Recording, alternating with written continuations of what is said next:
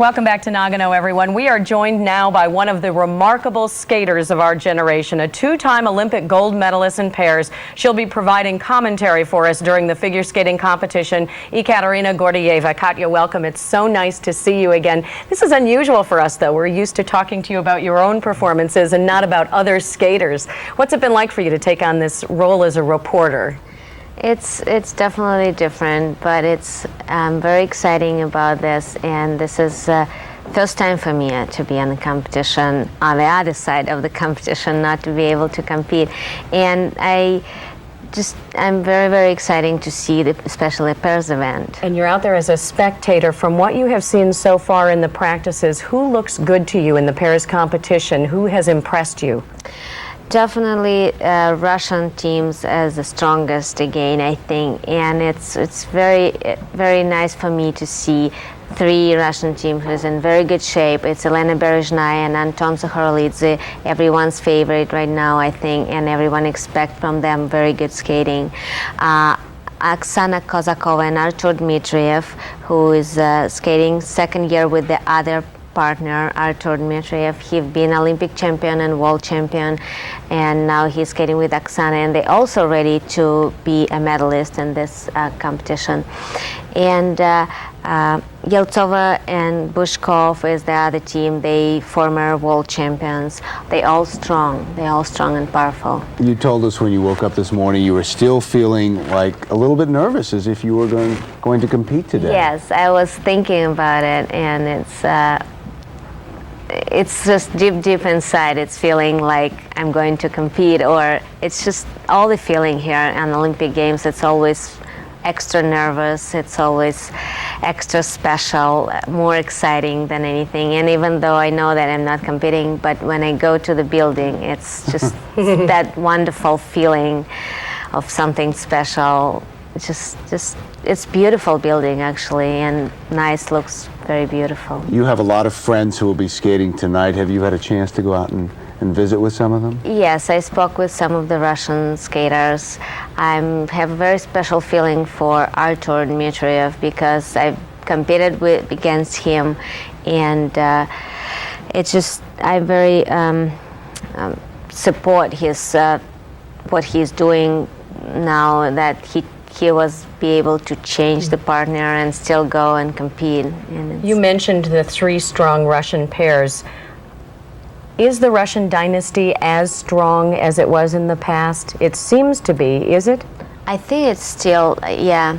It's unfortunately all of the teams is from St. Petersburg, not from Moscow like we were with Sergei. And but it's still great to see that the Russian skaters is improving, and they still out there, and they're still the best. You mentioned Berezhnaya and Sakharlidze. They really have a fairy tale story. I mean, a couple of years ago, she had a serious head injury. Yeah. Tell us a little bit about that and what you think it means to her and to them to be here at these games. I think, yeah, she went through this terrible, difficult injury with her other partner. A skate blade. Yeah, skate blade was in her head. But it's just surgery. By accident, I think. Yeah, there was a brain But for a time injury. They thought maybe she wouldn't even, she had to learn to talk and walk again. Yeah, absolutely. Doctors wasn't sure that she will be able to, definitely not skating. So, but she, like she said, she was afraid for a little couple first days, as she said. But then she was okay. And I think her partner, Anton Sakharlidze, is very supportive to her. They have special feeling between each other, and I think you can see it on the ice, even though they only skating second year, 2 years, but it looks like they skated for 10 years together because they just feel each other, so they match each other so great on the ice. Give us a little bit of a prediction. The Russian teams have not swept the medal podium ever, but you've got three strong teams. Give us a little bit of a prediction. Who do you like for the gold? Who do I like? I think Elena and Anton, Berezhnaya and Sakharlidze, they look like they can get the gold medal here. But I'm really nervous and support Artur and Oksana too, because I think it's amazing what they if they can do something, that would be great. And I think Jenny and Todd. You think they might be on the podium? They've been skating for a long time, and they're really having this class of skating, very strong team too. They can do a podium. We'll see. It's very hard very to do. Exciting. Yeah. Katia, thank you very much for being with us, and welcome to our CBS Olympic family. Thank you. And enjoy tonight. Thanks. All right. We'll return with more from Nagano. The 18th Olympic Winter Games on CBS. You are watching coverage of the 18th Olympic Winter Games on CBS. Welcome back, everyone. The opening ceremony is the official start of the Olympics, but for figure skating fans, the games really begin once the first skaters take the ice. White ring is ready, and so are the pairs, and our ever-ready Verne Lundquist and Scott Hamilton had the call when the action got underway. On the ice, representing Canada, Kristi Sargeant. 4 years ago, it was an American pair, Kyoko Ina and Jason Dungjen, who drew the first skating position in the pair short program. Tonight, the Canadian champions. First on the ice by virtue of a draw, Wirtz and Kristi Sargeant, and the music of Franz Liszt.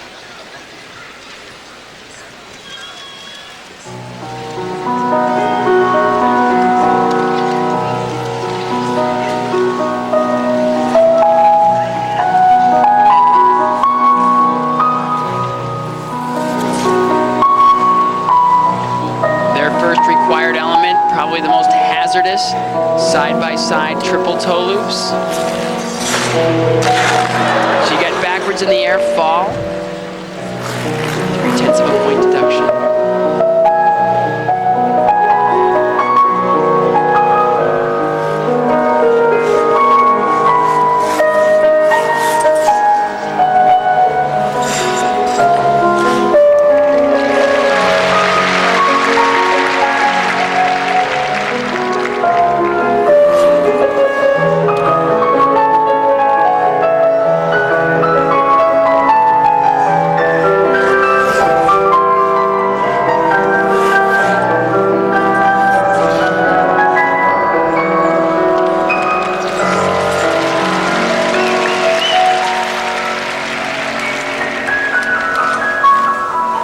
Short program is 8 required elements, various types that check the different qualities of each skater. Side-by-side spin, notice the unison, very important. Lock there.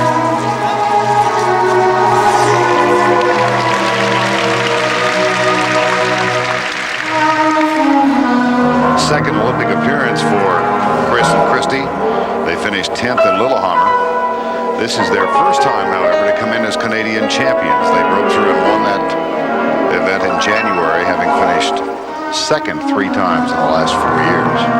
And with their 6th place finish at Worlds last year, you had to think they were a contender, but a fall and a little bit of a unison problem in the spin, it's going to be major deduction problems.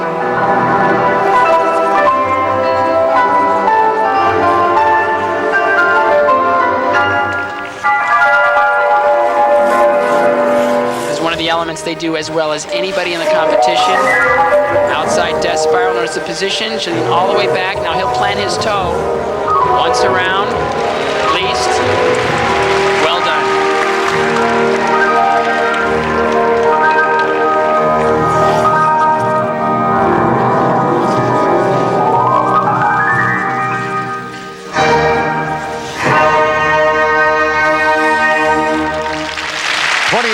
Kris Wirtz, his 24-year-old partner, Kristi Sargeant, partner both on and off the ice. They are coached by his brother, Paul Wirtz, and there you see the ever-present Canadian delegation, Elvis Steuer, who will skate for the men's gold medal later this week. Kris Wirtz and Kristi Sargeant. All right, Verne, thank you. And you'll see the continuation of the pair's short program during prime time. Our coverage begins at 8 p.m. Eastern right here on CBS.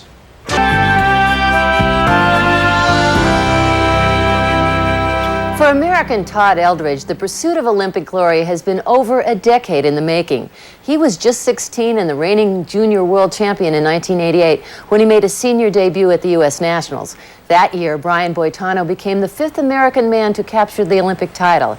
Since then, Eldredge has been the great hope of the American men, but his Olympic dreams have gone unanswered.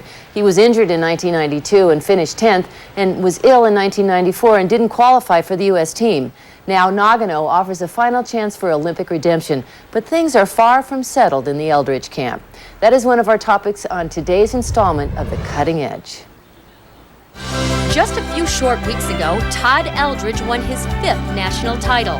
But doubt remained about the strength of his short program. Was it powerful enough for the judges in Nagano?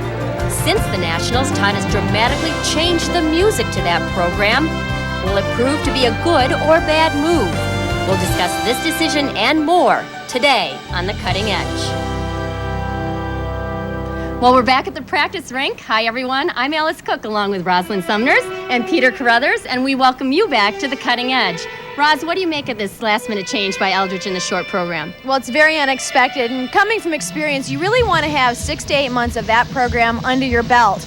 I mean, you want it in your blood, you want it second nature. So when the nerves and the pressure start bearing down, which can really be paralyzing, you just stick it on automatic. I mean, you have the confidence of every muscle knowing what to do. You've performed it successfully in competition, and hey, are the judges even going to like the new program? Well, earlier we caught up with Todd and we asked him about the change. I decided to change the short program just for something new for myself, partially, and also, for the event. I thought that it would be, I think, refreshing for the judges to see something new. Hopefully, if it's good, you come in and it gets that much more excitement, I think, out of them if they see something new and it's really good. Things came together with it really easily, which worked out really nice. So it doesn't feel new. It feels like I've been doing it for a while, and I skated it yesterday in the practice and it went really well. So starting to feel comfortable with it, and hopefully come Thursday, it'll feel 100% comfortable, and we'll skate it really well. Oh, wow. It's really questionable. Rosalynn, I agree with you, but on the other hand, I think that Todd Eldredge is a very composed individual. In other words, he may be able to handle all of this pressure and do it well because he's always calm, cool, and collected, and he's going to need to be all of that and extremely aggressive. Why? Because he's got Stoiko, who is the master of just coming out and attacking. Stoiko is always rehearsed, he's always calculated and consistent. So when you're up against someone like that, you have got to nail it. And Stoiko has the big quad. Top that, bring in the quad with the new short program. There's a lot of questions out there. Stoiko is going to have it. Can Eldredge put it all together? Quad or no quad, who knows? Absolutely. Meanwhile, Todd's teammates Kyoko Ina and Jason Dungjen will actually have 2 countries rooting for them in the pair event. The Americans, of course, but also the Japanese. Kyoko's grandmother and her cousins live here, and they're making a special trip to watch her skate for the first time since Kyoko was a teenager. Here's Chris Schenkel with more on this team, who know exactly where they came from and where they're going.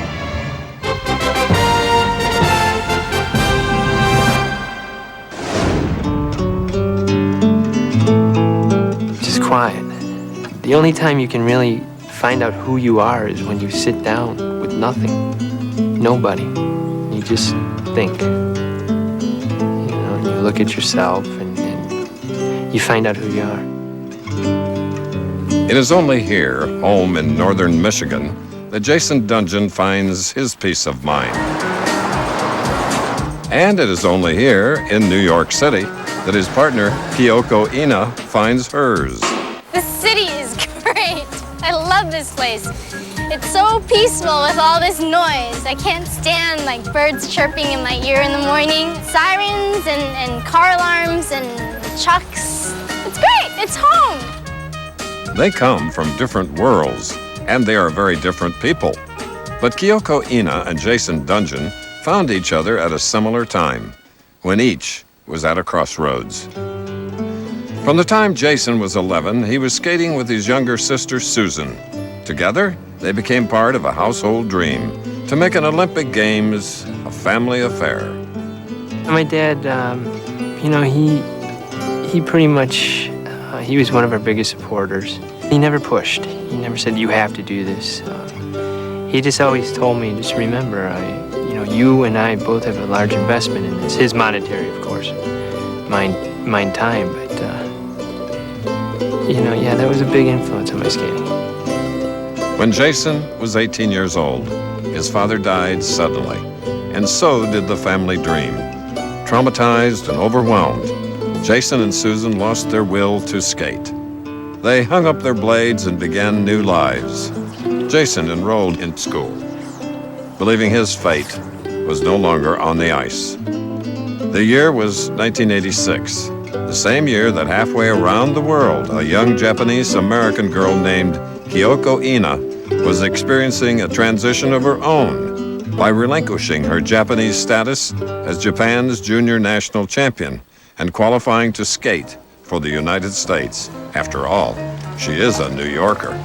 I was born in Japan. My roots are from Japan, but I was raised in the United States. When I was about 10 or 11, my parents thought that, in tradition of my family, that it would be nice if I represented Japan. Kyoko Ina comes from a long line of world-class athletes. Her grandfather ran long distance at the 1924 Olympic Games. Her uncle made Japan's national gymnastics team. And her mother swam her way to the title of Asian Games champion in the early 1950s. So I went to Japan and I competed for them for about 2 years. And I felt so out of place because I wasn't raised there. I didn't know the culture very much, and I didn't know the ways of etiquette, so to say. So it came to a point in my career where I said, either I skate and represent a country that I was raised in, or I'm not going to compete anymore. The name Kyoko means polite in Japanese. Politely, Kyoko not only switched her national allegiance, but also her discipline in sport. In 1989, after becoming the United States junior national champion, somehow she still felt alone on the ice. And she began to look for a partner, soon to find Jason Dungjen, who was also looking to start over. Life just wasn't the same without skating, and he knew it was time to heal. I just had unfinished business, and I wanted to prove to myself and, show my mom that it wasn't a waste of time, and that I think when I made the Olympic team, to me it was a way to thank my father for all the support he gave us through the years. Kyoko has helped Jason put a finishing on what his family began. And to help him prepare for Nagano, she shares a bit of her own heritage.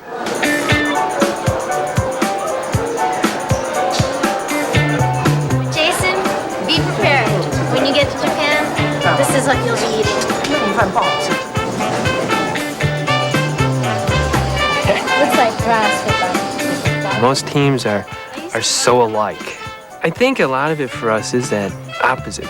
There's something on the ice about us that makes you watch us, and I think it's from being so different and so opposite. Very different people from very different worlds. Yet for both Jason and Kyoko, the road to Nagano has been paved with lineage and has become a tribute to whom they once were and to whom they have become. Well, Kyoko and Jason have been looking strong and solid, and they've been on the same practice ice as the top 3 Russian teams, and they're definitely holding their own.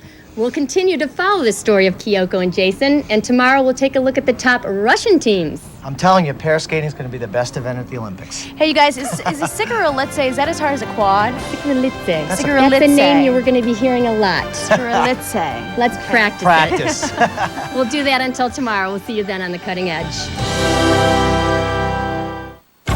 Their first time on Olympic ice, and they come into the games as the champions of France. 24-year-old Stéphane Bernadis and his 22-year-old partner Sarah Abitbol. The music, Ultra Techno, performed by Kevin B.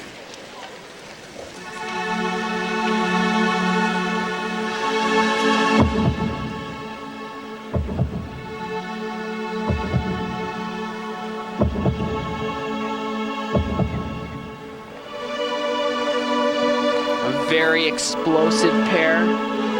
Practice the other day, they were trying throw triple axels. Their opening move is the split twist. Watch the height, the air position, and how he brings her back down to the ice. That got an ooh from the crowd.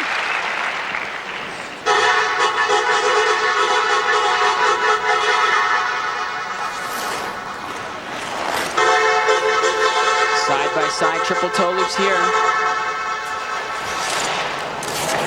Little hand down on him. It's about a 10th deduction, but not a bad deduction. She landed hers beautifully.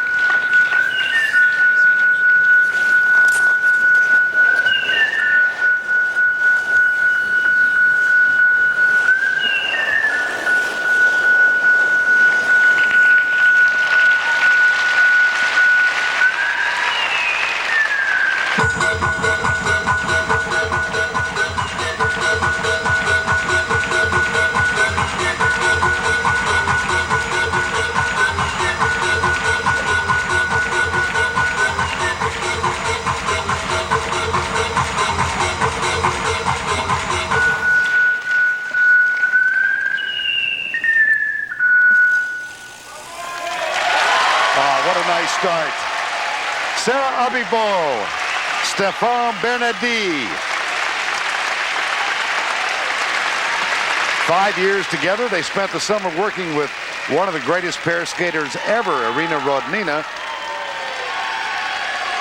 They come in as the champions of France. We came into the building the other day and I looked out on the ice and I thought, oh, what's she doing here? 1984, Peter and Kitty Carruthers won a silver medal in Sarajevo. The resemblance that Sarah has to Kitty Carruthers is quite amazing, and she attacks these programs with the same fire. Nicely done. One deduction on the triple toe is all I saw. He put his hand down. Look at the judges panel. The man right there, Roger Glenn from the United States, is judge number 5, the man in the middle. Roger Glenn from Appleton, Wisconsin. He's one of 9 judges, scoring 8 required elements, each of them mandatory, and you only get 1 pass at each of the 8. Among the most difficult, the side-by-side jumps. Watch the triple toe right here. I'll put his hand down. He's a little backwards in the air, and he couldn't quite control the landing. I don't know if he necessarily needed to put that hand down, but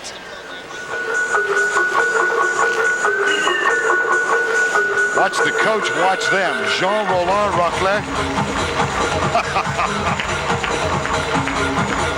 The coach's job is easy. They feel every move, and they know every step.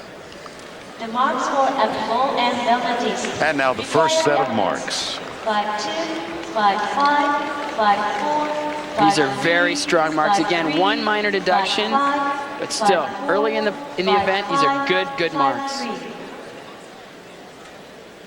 And now the second set. Presentation. 5-3, 5-3, 5-5, 5-4. These are very good as well, the 5-3s. You know, sometimes you do these techno music, and the judges don't really like it that much, but well-delivered program, a lot of excitement. Among those in attendance at White Ring tonight, Tanya Shevchenko, the current German national champion.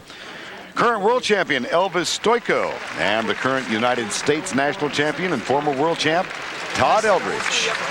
We'll be back to White Ring after this. Soviet pairs have won every Olympic gold medal since 1964, a streak of 9 in a row. There's Yelena Berezhnaya and Anton Sikorulidze. They're the favorites to make it 10. But the Americans have other ideas, and so did the current world champions from Germany, Mandy Wötzel and Ingo Steuer. They, however, are fighting injuries and often each other. Here's Bill Geist. There they were last year, all smiles after winning their first world championship. A pair if you ever saw one. For a moment, you would have even thought that Mandy Wötzel and Ingo Steuer enjoy one another's company. But the truth is, these two Germans just can't stand each other. Yeah, because he drives me crazy. She talk. That's what me makes crazy. There was a time around the Lillehammer Olympics when Mandy and Ingo did more than just make crazy. But their 2-year love affair hit a rut, much like Mandy did in their Olympic long program. To repair the damage on the ice, the two decided to split off the ice. We have such a different personality. Doesn't work together if we spend free time together. Well, both of us, we are very strong character, and like a devil sometimes, and it's funny. Attending their practice sessions at home in Chemnitz, Germany is like spending the day with the Cramdens. Ingo likes to instruct even though the pair has a coach, and Mandy doesn't like to listen. You know, I want to just do it, and he has always everything to explain. So, like, I feel like a little child, but that's Ingo. When I said, you must try this, and she said, no. And I said, yeah, you must. Ingo's always right, and you have to say yes. I'm always right, that's what she said. Yeah, that's okay.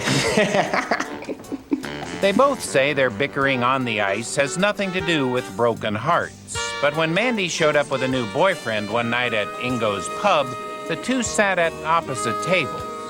Mandy is jealous of other girls, and I'm jealous of other boys. That's normally. These two were just never meant for each other. Ingo is known to ride his Harley around Chemnitz, while Mandy prefers rollerblading, mainly because Ingo won't give her a ride on the motorcycle. Mandy likes to stop in and have afternoon tea with Grandma, while Ingo is busy with the suds at his new pub. It makes you wonder, how can two opposites be so unified in competition? You know, when you watch a movie, the actors, it's the same. They are not married, they are not friends sometimes, but it's the same what we will show the audience. It's the same. So far, Mandy and Ingo are shoo-ins for best performance by a pair in lead roles. But if their personalities cause such friction, why not split up? Alone we are nothing. It's like losing a leg. I cannot skate alone. I can't skate without her. Live, yes, but not skate. And don't think Mandy and Ingo will seek peace and quiet after the Olympics. They plan to make each other miserable for years to come. I think we have a lot of fights in the next 5-10 years. I hope. I hope then it's going to be boring when we have none. Now, they seem to be getting along just fine this week here in Japan, but they are concerned with the most recent injury. On December 8th, Ingo Steuer suffered a shoulder injury, his right shoulder, when he was clipped by the mirror on a passing car in a street in his hometown of Chemnitz. It flared up again this week, Scott, as a matter of fact, earlier today in practice. There's a lot of force in his spin, but I didn't think enough to hurt his shoulder, but he pulls up lame in this spin. He kind of goes, ow, ow, ow, ow, ow. You got to understand they're doing lifts, they're doing the death spiral, they're doing the twist. He's doing a lot of things that are kind of ballistic and are really going to test that shoulder. If he hurts it in a spin, I can't imagine how he's going to get through this stroke program without pain. And despite all that talk about their inability to get along, Mandy very solicitous of Ingo. Let's check in with Tracy Wilson. Verne, I just talked to the German team doctor, and he said that Ingo re-injured his shoulder in practice today. He said before that he had skated the last 3 or 4 days pain-free. He spent the afternoon with Ingo massaging the shoulder. He also injected it with an anti-inflammatory medication and feels that he'll be skating at about 75% in the short program. Again, the concern is with Ingo Steuer's right shoulder, and it is a concern shared by both Steuer and his partner, Mandy Wötzel. They are from Chemnitz. They are the 1997 world champions. They won the gold medal in Lausanne. Wötzel and Steuer.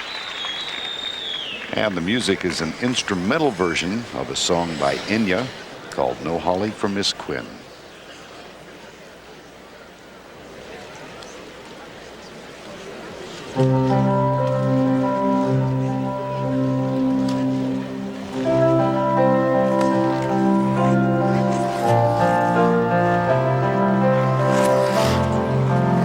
Their opening is side-by-side triple toe loops.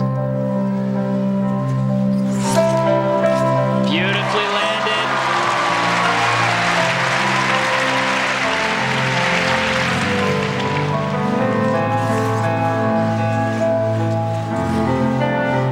Double twist. Split first, then the twist.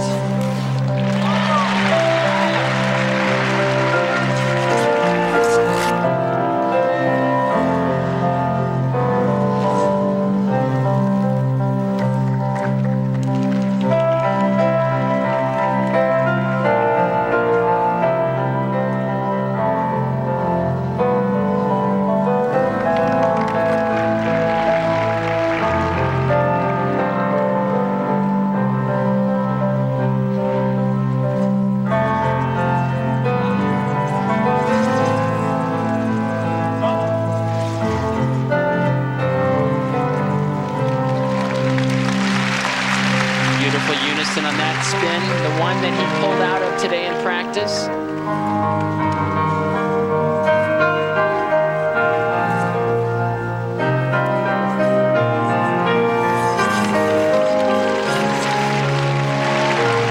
A lot of force we putting on that shoulder. Nicely done, hand-to-hand lift.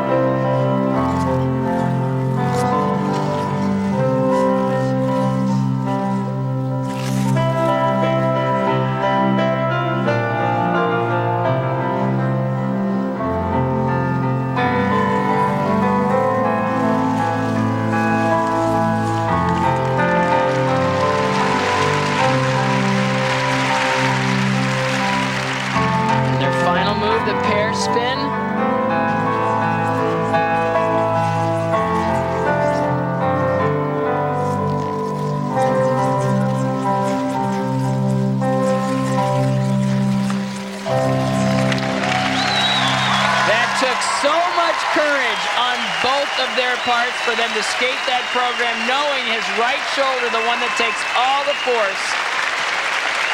Wow. You saw the applause being led by Tanya Shevchenko.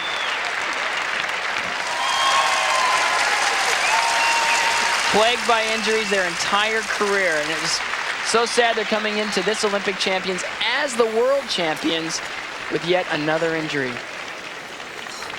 But they're fighting through it.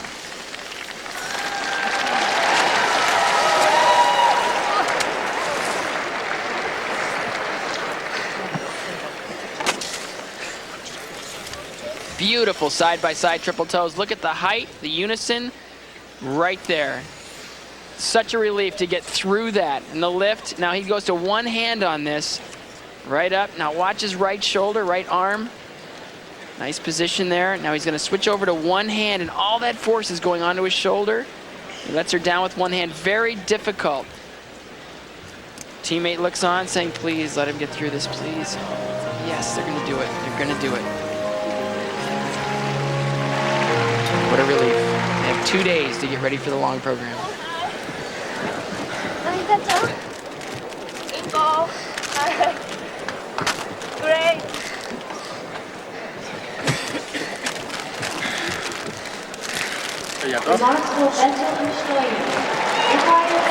And the first set of marks now for Mandy Wötzel, Ingo Steuer. These marks are very good. The only thing I noticed that was a little different for them in this particular program was their speed was a little down from normal. So that might have been where the 10th or 2 was knocked off. And Scott, the marks for presentation. The judges liked it. Very gutsy performance.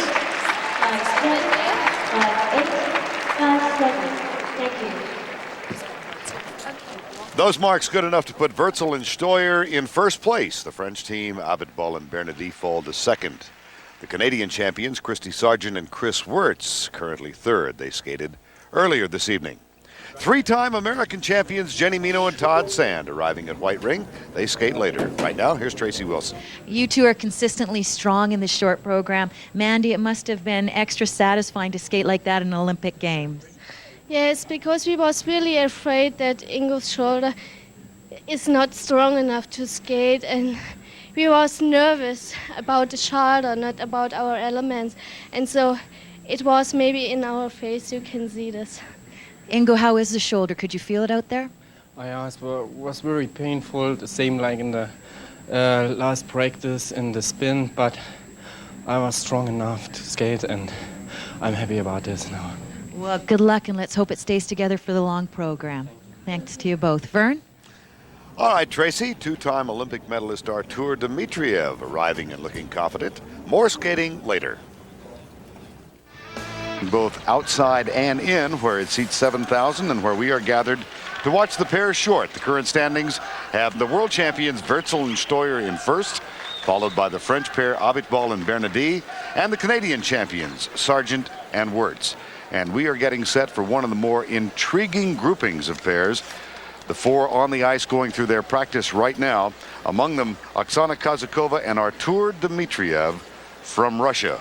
Artur Dmitriev, of course, twice a medalist with his former partner Natalia Mishkichanok, gold in Albertville, silver in Lillehammer. But Scott, trouble at practice earlier today. What a nightmare when one of the elements, one of the required elements just leaves you. Right here, it's the outside death spiral. It's one of those that you don't really worry about, but she really struggled with. There's once and here's twice. It's like, nope, it's not going to happen. And it's just a nightmare. An easy element, but you can't change it. You've got to do an outside death spiral, either forwards or backwards. They've got to find an answer to this problem quick. Well, they have yet to try a death spiral in their warm-up here this evening. But let's check in right now with Tracy Wilson. Tamara, what do you do when it's the day of the short program and your couple is having trouble and struggling with an element? I prefer not to have couples who struggle with the elements. But when they do, what do you do? When they do, we try to improve, to correct what is wrong and bring it to normal. Will they warm it up here? Pardon? Will they warm it up here in the yes, in the I warm-up? think so, yes. Well, Tamara Mosvina said she thought they would try it. They still have yet to attempt a death spiral. Also on the ice right now, former U.S. national champions Jenny Mino and her partner Todd Sand. They're fighting through injury.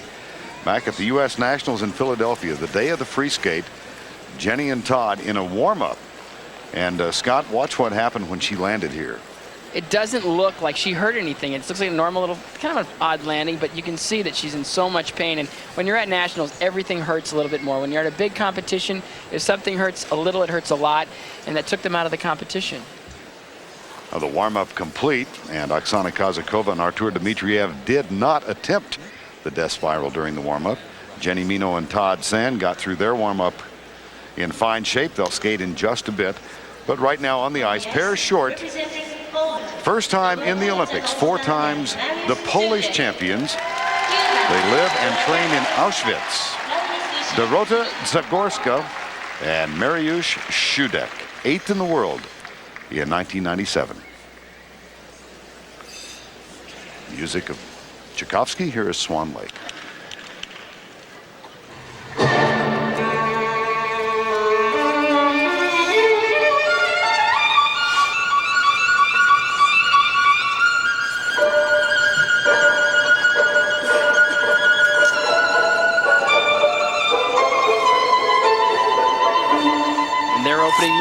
Lundquist.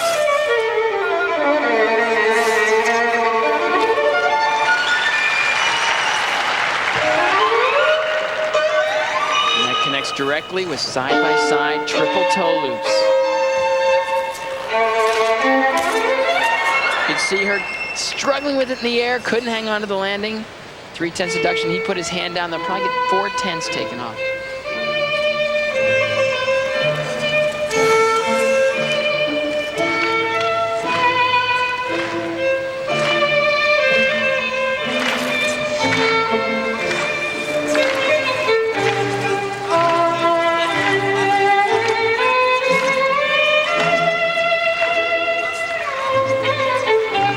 Nice unison in those side-by-side spins.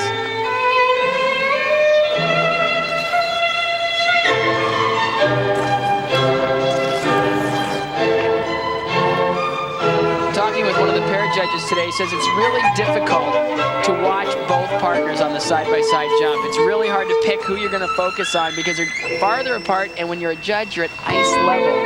So it's hard. Sometimes one partner's blocking the other. So probably the more difficult element, one of the most difficult elements in the program, and also one of the most difficult to judge.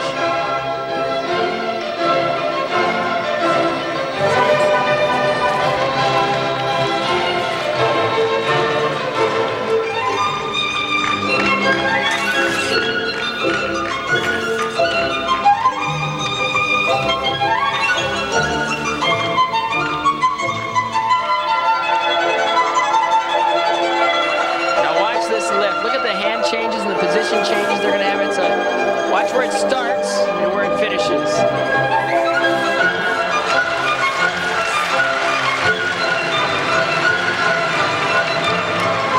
Oh, terrific. The only thing that would make it probably more difficult is if it were one hand. Well, the short program is their strength. Dorota Zagorska and Mariusz Shudek.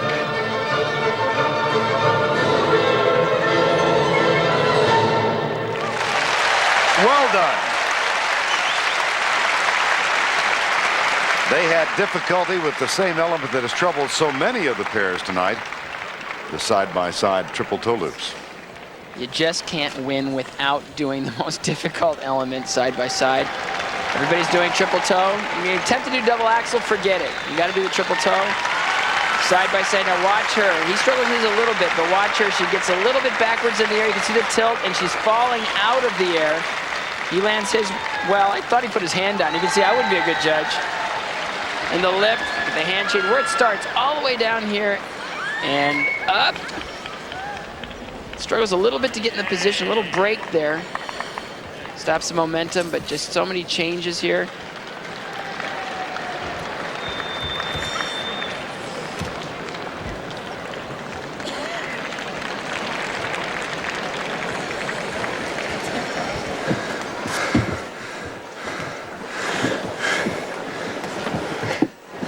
The marks for Zagorska and Shudek. And now the first set of marks for the champions from Poland. 5-1-4-8, you can see deductions there. They skate with a lot of speed. They're a young team. They don't have the same polish that some of the more successful teams do, the top teams, but they're young and they're going to go places. 5-4, 5-1, you can see their youth in the 5-0. And those marks for Zagorska and Shudek place them in third position currently. When we return, the first of the Russian pairs and Jenny Mino and Todd Sand. Welcome back to the white ring and on the ice, the 1996 gold medalists in the world. From St. Petersburg, Marina Yeltsova, Andrei Bushkov.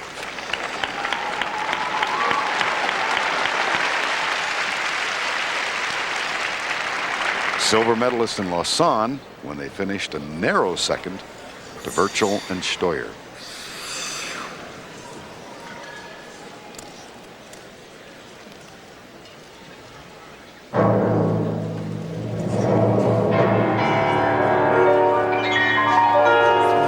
Music is called Cornish Rhapsody.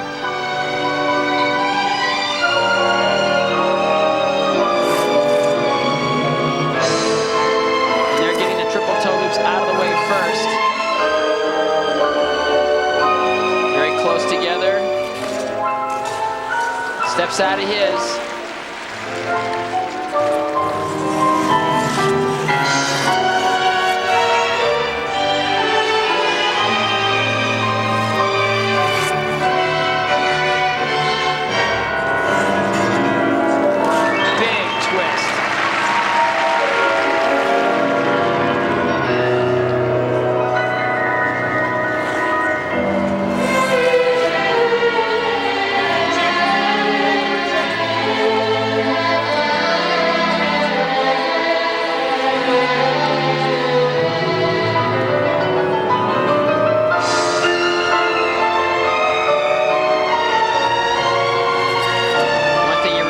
About Russian pair teams is you always feel like they're working as a team. It's two working as one, where the rest of the world sometimes you feel that it's two skaters skating together. It's not like it's a unit.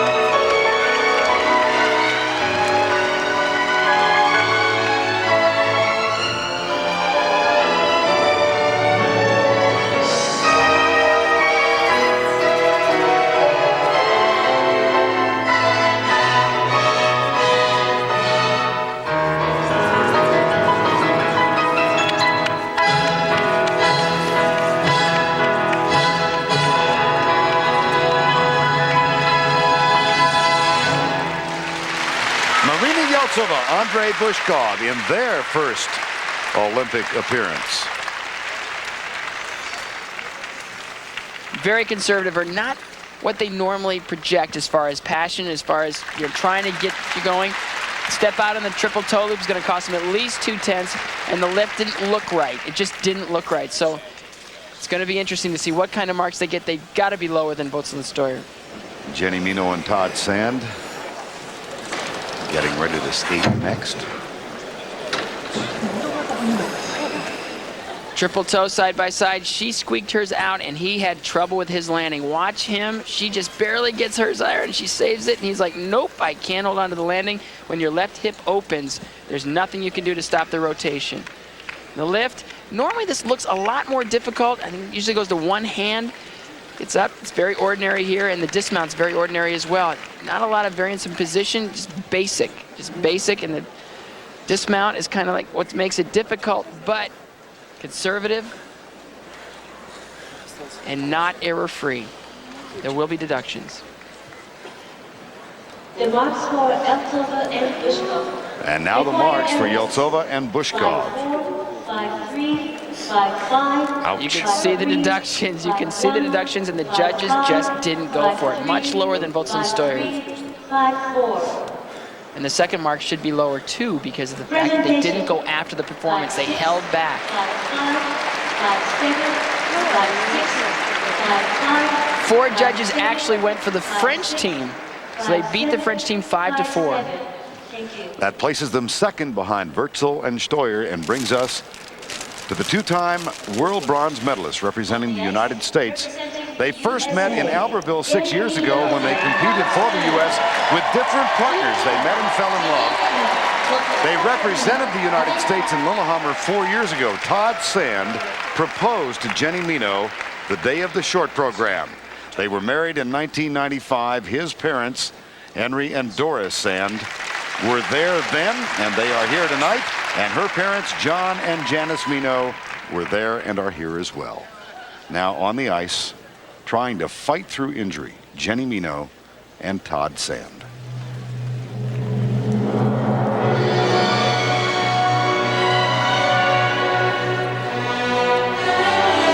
They've had some great practices. First element, side-by-side triple toes. If they get past this, puts his hand down.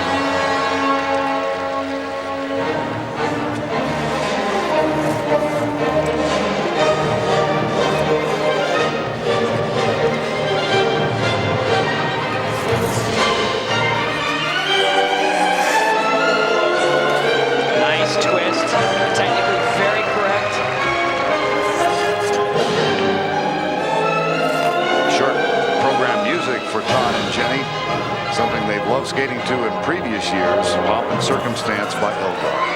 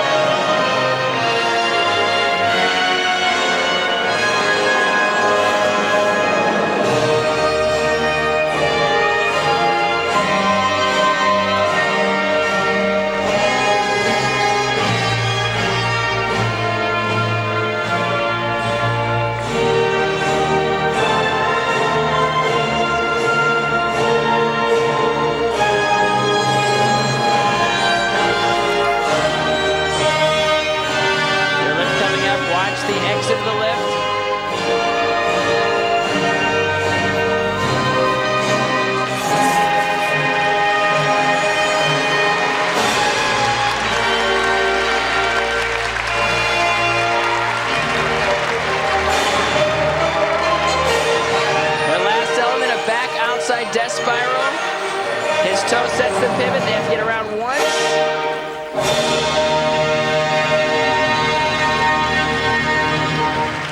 One mistake. 0.1 or 0.2 tenths off. Well, a rather placid response from the parents, but for Todd and Jenny, just a little bit of redemption. They were here in November for the test event. And they stumbled on the triple toe loops, wound up losing to a Chinese pair. And then, of course, had the injury to Jenny at the U.S. National Championships. We'll be back with the marks for Mino and Sand from Nagano right after this. Welcome back as the husband and wife team of Jenny Mino and Todd Sand await their marks. Beautifully skated program. Really just that one error, the hand down on the triple toe loop. But it's an obvious one. It's going to be 0.2 of a point more than likely. He'll reach back. He looks good in the air right here. Everything looks great. It just doesn't grip on the landing. When that foot slips out from under you a little bit, you just tend to reach for the ice. Parents watching, they go, oh, every move counts, please. Oh, almost, almost, almost. It's okay, it's okay. The rest of the program's going to be fine. And it was.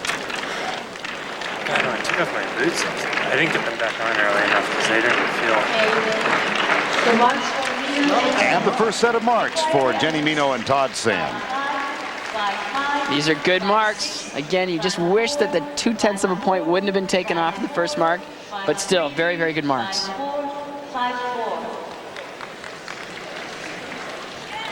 Marked for presentation. And these are excellent as well.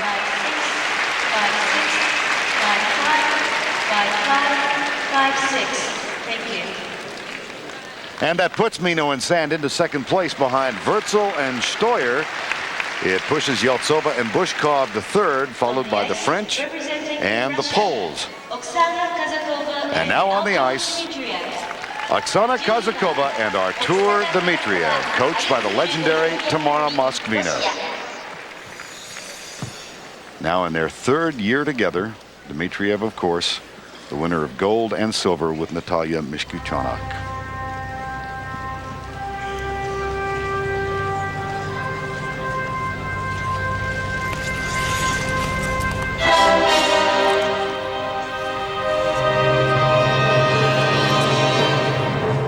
music, this program, the choreography really suits our tour, especially a lot of speed entering side-by-side triple toe loops. Big, easy, beautifully landed triple toe loops.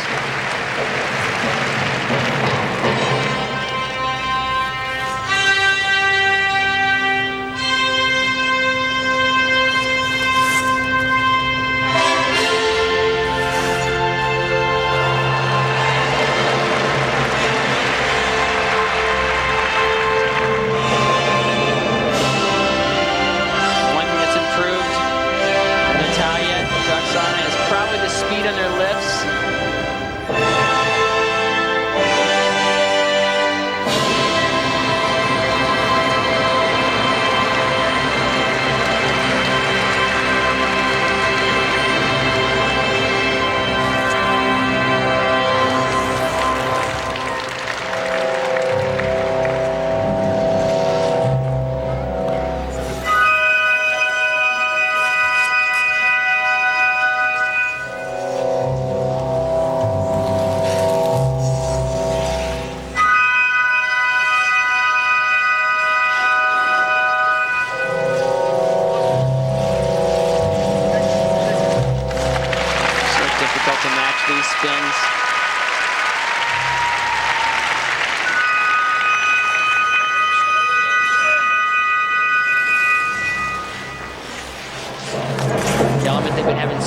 Trouble with comes after this footwork sequence, the back outside death spiral.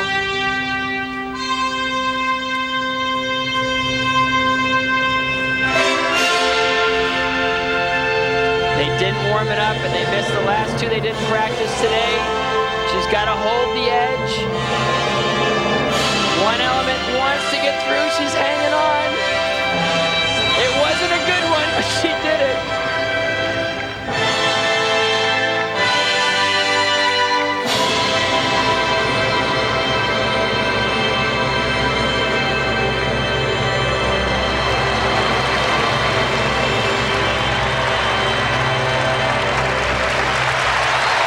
Was fraught with peril at the end, that's for sure. Always dramatic. Our tour finds a way to make it always dramatic. She fought for that outside death spiral, and it was a bumpy ride, but she got through it.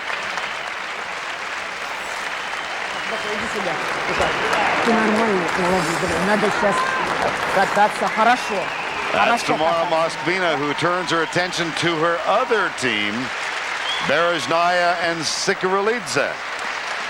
We'll check the marks from White Ring in Nagano after this. Kazakova Dmitriev await the marks. Tamara Moskvina comes in with a little physical encouragement. Monster triple toe loops. They're going in real fast. Now watch, they both reach back at the same time. Up, look at the height right here. Watch the flow in the landing. She had a little wrap on hers, but 1 foot, no problem. Tamara watches, she knows that they're gonna have trouble with the death spiral, so please do the triple toe loops. Looks on it, very placid look on Tamara's face right there. I mean, normally she's a little more excitable. And here are the first set of marks now for Kazakova and Dmitriev. Marks are excellent. They skated with a lot more speed than Wötzel and Steuer, a lot more confidence. Again, the bumpy ride in the death spiral, they got through it barely. I bet you we won't see one in the long program, though. That's for sure. Great marks. 7 of the 9 judges give Kazakova and Dmitriev first place marks. See, the German judge places them third, the USA places them second, and watch a rather shaky death spiral. It's like, I think I got it, I'm hanging on to it, I'm gonna get it, okay, I'm not gonna go back all the way yet, I'm gonna test it out, I'm gonna see if I can get, okay, now he's gonna put the toe in, he sets the pivot, and she's up, she's down, she's up, she's down. Just gets around once. Not the best outside death spiral you'll ever see, but she did it. And they got through the short program. 7 of the 9 judges place Kazakova and Dmitriev in first, and that puts them in first over the Germans, Wötzel and Steuer. The American pair of Jenny Mino and Todd Sand currently third, and they are with Tracy Wilson. Well, just about everybody has struggled on their jumps today. Todd, what happened with your triple toe? I think I was just tilted a little forward and touched the hand down. Gave it a good go, though, so we're happy with the program. You skated the rest of the program really well, and you got great second set of marks. Jenny, how did you feel you did? I thought we did really well. I think I knew he put his hand down and he knew, but after that we just figured we should really go for everything. Anyway, we had a good time out there. The crowd was great. They really loved your program. Congratulations. Thanks, Trace. Still to come later tonight from White Ring, the American champions Kyoko Ina and Jason Dungjen. And if you saw My Sergei the other night on CBS, we'll introduce you to the pair who skated the roles of Gordeeva and Grinkov, and who've already lived through an incredible drama of their own. We will see Bereshnaya and Secret a little later on. They come here as the favorite. Why? Well, they won the European Championship this year, and every Olympic year since 1968, the winner of the European pairs has gone on to win Olympic gold. Next, it's elements and power, and we try to show this power in pair skating and the clean elements. We are ready for Olympics. We're ready for good skating, and now I want just a Olympic gold medal. Me too. In the last few years, the rest of the world is catching up to the Russians, and We know that there's a hole in that barrier and we're trying to get through it. that's our dream. We got a medal here. Doesn't matter, it's gold, silver, or bronze. It's a dream for us. We just want to come here and have a great time and savor every moment of it, because these are memories that we're going to have for our whole lives. For Jenny Mino and Todd Sand, those memories might include an Olympic medal. Germany's Mandy Wötzel and Ingo Steuer have fought through injury. Oksana Kazakova and Artur Dmitriev gave us a stunning display. Kazakova and Dmitriev in first place, followed by Wötzel and Steuer. Jenny Mino and Todd Sand currently in third, but it's a rather shaky third place if you look at the ordinals, with some potent pairs coming up, including the two that are on the ice right now. They are from Harbin, China, Shen Shua and Zhao Hongba. And they won the NHK trophy on this ice in November, defeating Mino and Sand. I think you'll really enjoy them. They're terrific technicians.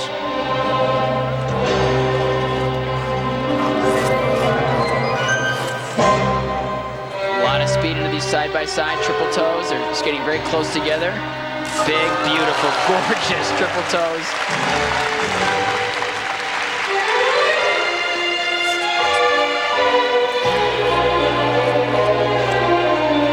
And they follow that with a twist.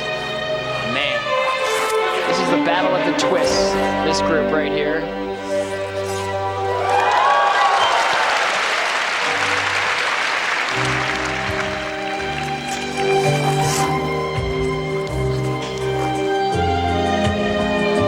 So amazing how fast China has come on in pair skating. When I was competing just a few years ago, the Chinese teams that they'd field could barely do lifts. The programs were unorganized, they were just learning the sport, and now to be competitive at this level as they are, it's truly amazing. Well, Scott, tonight, Shen Shua and Zhao Hongba become only the third pair from China to ever compete in the Olympics.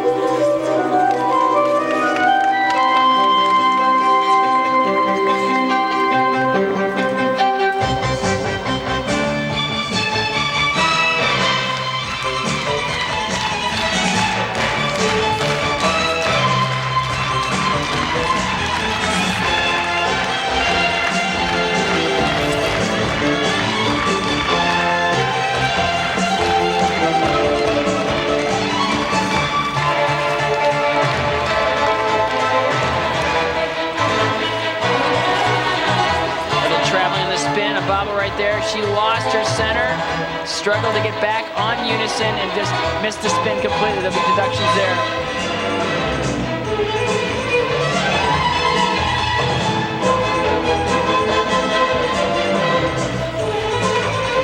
Forward outside Despereau, so tough.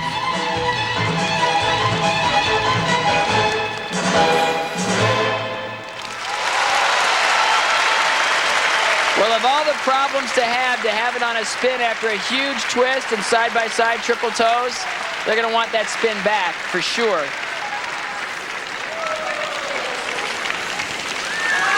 But no deductions until then. 0.2 to 0.3 come off the first mark.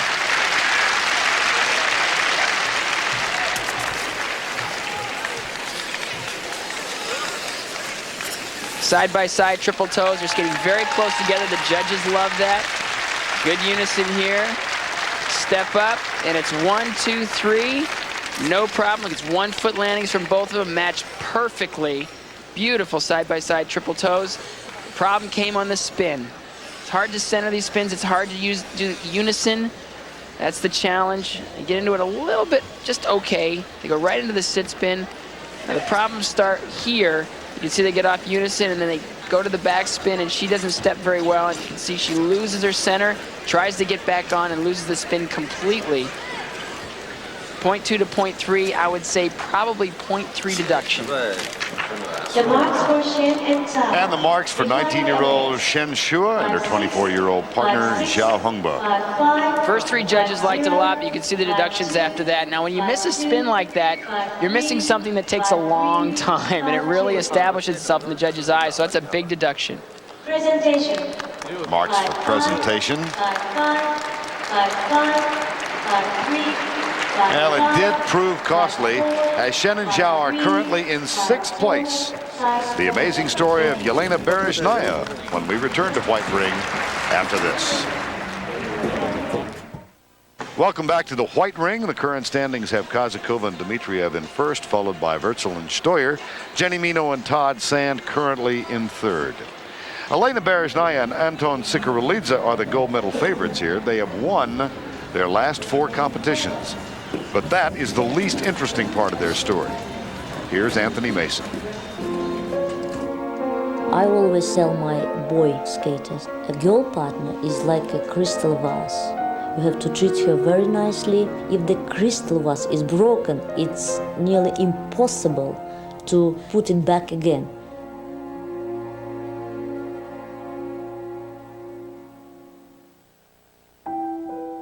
Yelena Bereshnaya has always seemed more fragile than most. Growing up as a small girl in a smaller town in Russia's deep south, she was raised by her mother, who got by on a meager salary. But it was evident at an early age that Yelena had a talent. She was an extraordinary skater. And in 1990, Tatyana Bereshnaya sent her only daughter to Moscow to train under the country's skating elite. Coaches soon paired her with a tall, rugged Latvian named Oleg Shliakov, who had already been through 6 partners in 4 years. It was clear we made a good pair and would at least win a medal at the World Championships. Worried they would be overshadowed in the competitive Moscow school, Yelena and Oleg moved to Riga, Latvia, Shliakov's hometown. I was reassuring myself that I had to do this. I had to skate for the sake of my mom. I was skating to make my mom happy. Yelena and Oleg made many Latvians happy when they finished a very promising 8th at the Lillehammer Olympics. They seemed a pair for the future. But their success was hiding a disturbing secret. Oleg's insatiable drive for perfection on the ice was suffocating Yelena.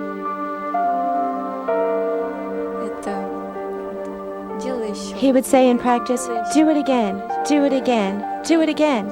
And I did it until I was completely crushed. He did it very rudely, and others started to notice. Any mistake on Yelena's part set off a burning rage inside Oleg. He began hitting Yelena.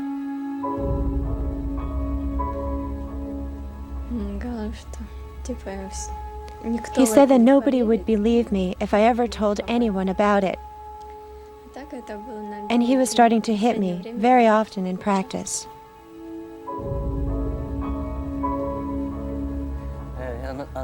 I can only answer in one way. What happened between us was strictly our own business.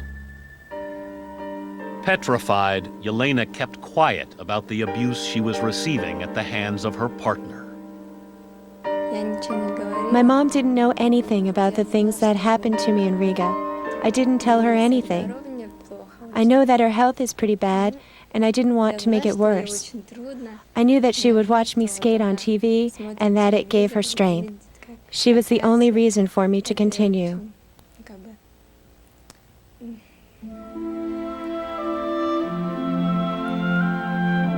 Hoping to tame Oleg's temper and keep the pair from falling apart, the Latvian Federation sent Oleg and Yelena to St. Petersburg in Russia at the end of 1995 to train with the legendary pairs coach Tamara Moskvina. Well, as usually when you come to the new coach, he behaved nice. But then he started to behave as usual. He could kick her, he could shout at her, he even hit after, for no reason, to hit the girl who was much weaker than him, much younger than him, and, well, like I was shocked. Another skater in St. Petersburg, Anton Sikoralidze, saw what was happening. My first reaction was Oleg should be sent back to Riga. Anyone could see that this was no way to skate, no way to treat a lady. He wasn't taking any advice. He wouldn't listen to anyone. Anton befriended Yelena, and the two began spending time together off the ice. Their budding relationship made Oleg seethe. He was angry, he was desperately not happy with her. And then I asked him, what's the matter? Why you are so angry with her? Why you behave not properly? And he confessed that he is afraid of Anton. I asked, why? Why you are afraid of him? And he shouted at me, you don't know.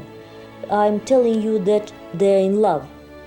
Scared that Anton was going to steal his partner away, Oleg took Yelena back with him to Latvia. How did it happen that we left without our coach Tamara, without our choreographer, without anybody? And then I was told when we got to Latvia, don't even dream about leaving this place again. In January of 1996, Yelena and Oleg were in this arena, without a coach, practicing their side-by-side camel spins. The pair was spinning dangerously close together when disaster struck. Oleg's blade accidentally hit Yelena's head, piercing her skull.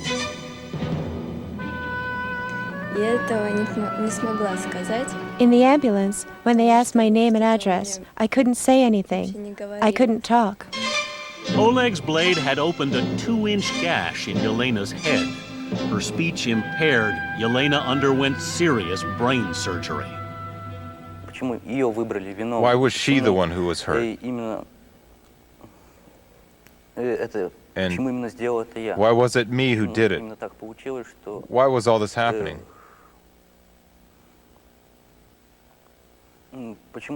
I just don't understand. It's very difficult to think about. Oleg visited the hospital every day to see Yelena, who had great difficulty speaking.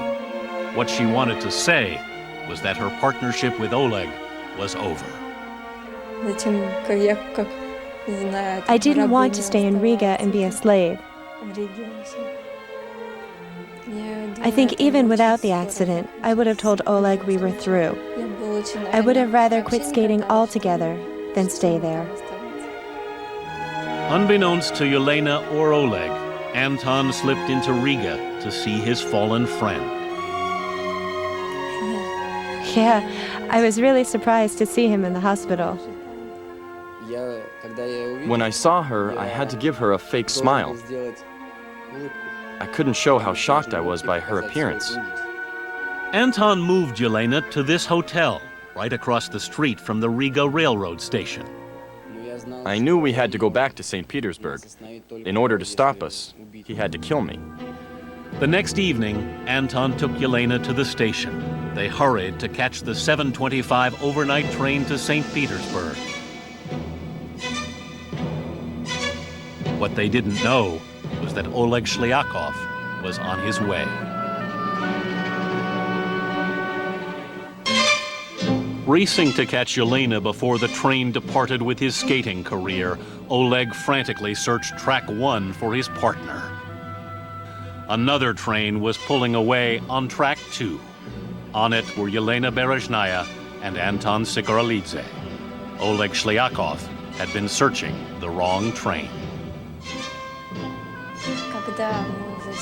When the train started moving, I took a deep breath.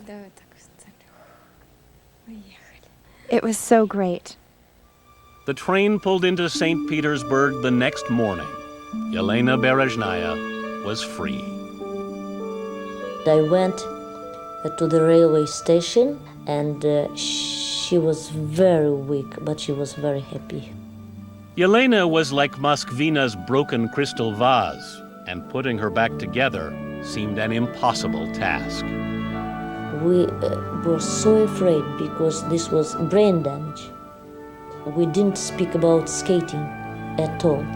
The question was health and life. Yelena began speech therapy and then slowly started skating. I wanted to skate so much, and especially with Anton. Within a year, she was skating competitively. There were scary moments. But the fragile young Berezhnaya not only overcame that fall, she conquered her fears. And remarkably, just last month, Yelena and Anton won their first European championship. I really admire her braveness. Very deep in her heart, she must be extremely brave. Yelena and Anton are no longer romantically involved, but the dramatic events of the past 2 years mean they will always have a special relationship. And you might be surprised to learn who'll be cheering for them this week. Oleg Shliakov, who is in Chicago looking for his 9th partner. I will root very hard for Yelena, because I know what that gold medal will mean. I'll be very, very happy if she can stand on top of that podium. I know how hard was the path we began together. It's just that she has chosen to take that path alone. She took that path with a hand from Anton Sikoralidze. And with him, the 20-year-old woman whose career seemed finished 20 months ago is now the favorite for Olympic gold.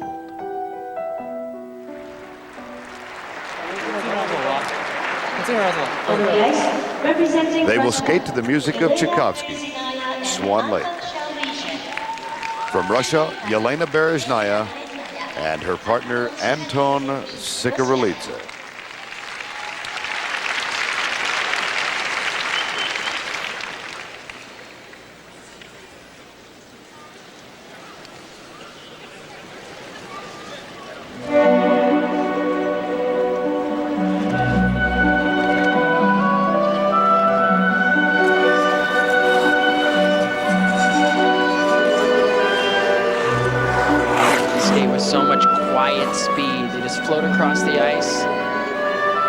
Side triple toes. Oh, he fell on his. Thought he had it. Very costly error.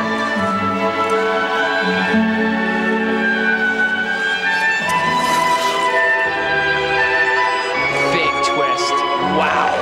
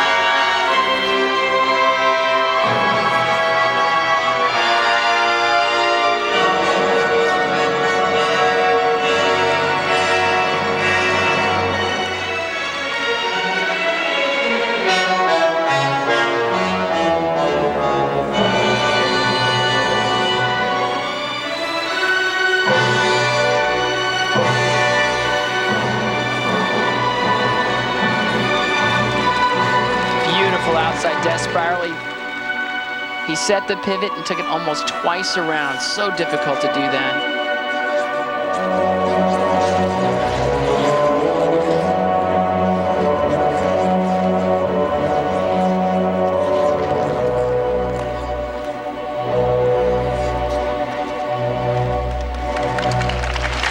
Beautiful skating. Beautiful skating. And a beautiful pair. Now the question of how costly the missed triple toe loop. Tomorrow Moskvina heads toward the kiss and cry area. It's a mandatory 0.3 deduction, but you've got to think that their base mark has got to be high because the twist is just unbelievably gorgeous. And the way they skate across the ice, it's so silent and effortless, and her presence is just amazing. It's going to hurt them, but I don't know how much it's going to hurt them.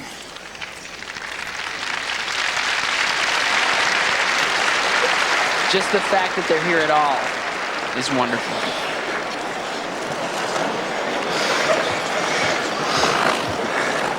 Side-by-side triple toes. I thought he had it. I thought he had it. It's straight, it's clean, it's perfect. You see he's backwards, and it's just reached forward with his upper body and went out from underneath him.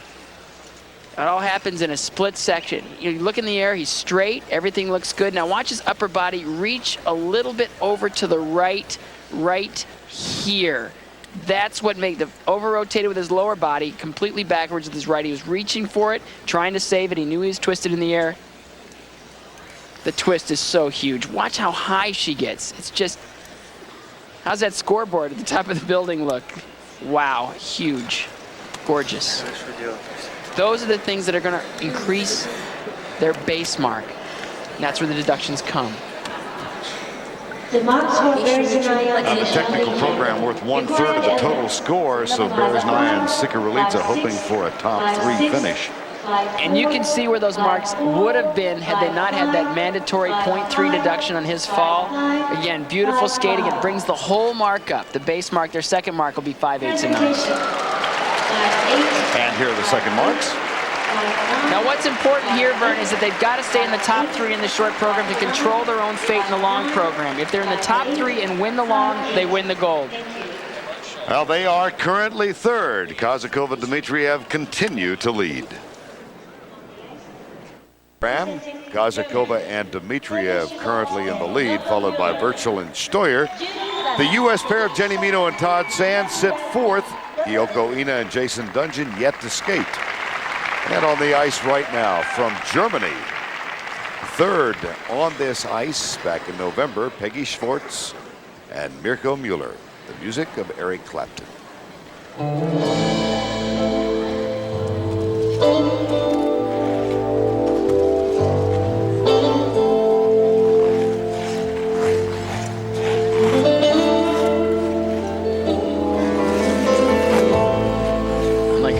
Are opening with their death spiral. Nice position, nice bridge.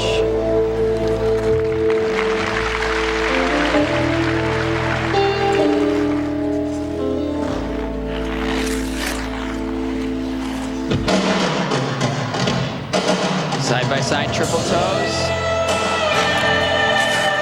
Both of them put their hands down. They match, they're a pair.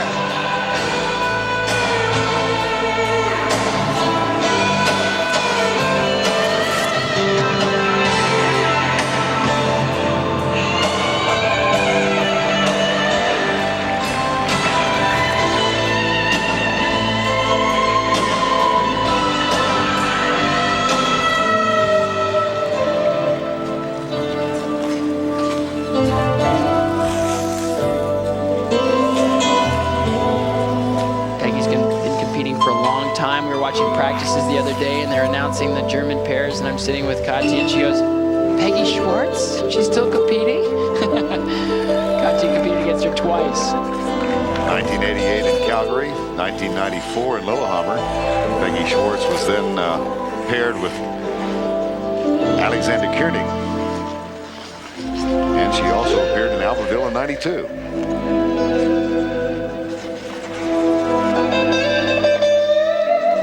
Nice looking pair combination spin there.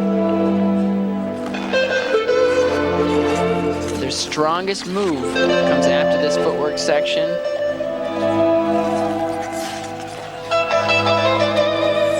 It's as good as anybody in the event. Their side-by-side pair spins are just beautiful.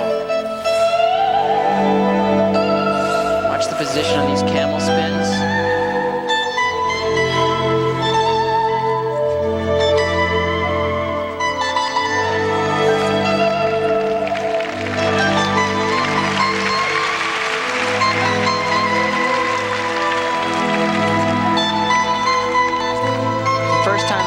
Side-by-side spin has gotten applause all night long.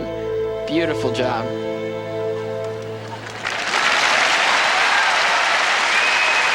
Peggy Schwartz, Mirko Müller, Ingo Steuer, and Mandy Wötzel, who are currently in second place. Watch from the gallery here in White Ring.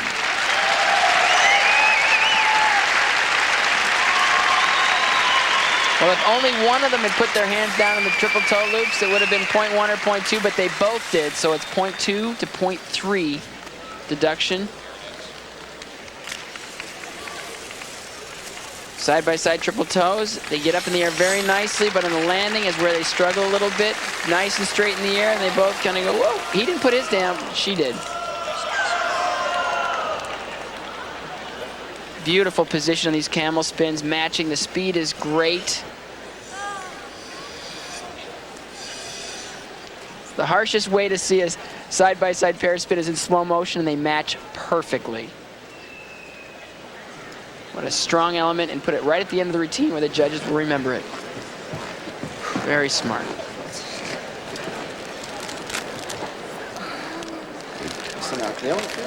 The marks for Simmons and Miller. And now the marks for Peggy Schwartz and Mirko Müller. Well, the 0.2 deduction for her putting her hand down. See, that's the hardest element to watch, because I'm still looking. I think I'm looking at them both, but I only noticed. I thought they both put their hands down, but only she did. Presentation. Good marks. 5-4, 5-2, 5-5, 5-4. That should put them in the top 10. Well skated program. Indeed it does. They are currently 8th. 5-2. Thank you. When we return to Nagano, Kyoko Ina and Jason Dungjen will be on the ice. Ring. Well, we have seen most of the serious medal contenders already now tonight, and there have been some problems. One serious team left, Kyoko Ina and Jason Dungjen, the American champions. Well, Kyoko and Jason are in a great position. Normally they pick the top, somewhere in the first 3 to skate their short program, so they're done early and the marks are low and everything else. Now they're the last of the medal contenders to skate, and they know that people have made mistakes in front of them. They know they have a great shot at a medal. It's funny, they've been skating very well, very relaxed since they've been here. Then the Russians arrived, and they're on the same practice session, and Jason came up after and goes, they're kind of mean. They just showed up and they were very intense. So they know that with a good performance, there's only been 2 clean short programs tonight, and they're in first and second. If Kyoko and Jason can skate clean, puts them in great shape for a medal. This represents a homecoming of sorts for Kyoko Ina. She was born in Tokyo. Though her parents moved to New York City when she was 6 months old, she was raised on the Upper West Side. There is her dad, Sunio, her mom, Yoshiko, and her partner, Jason Dungjen, the current United States national champions, and they skate to the music of Kodo.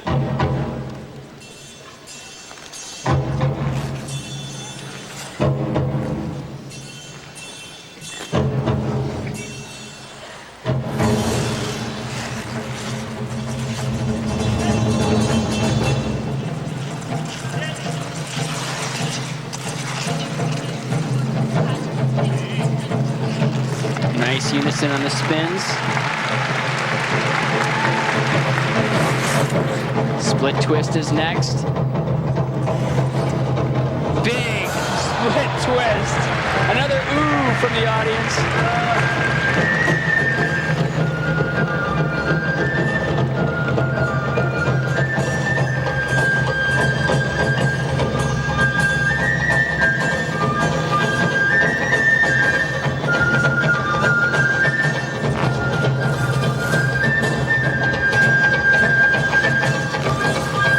Side triple toes.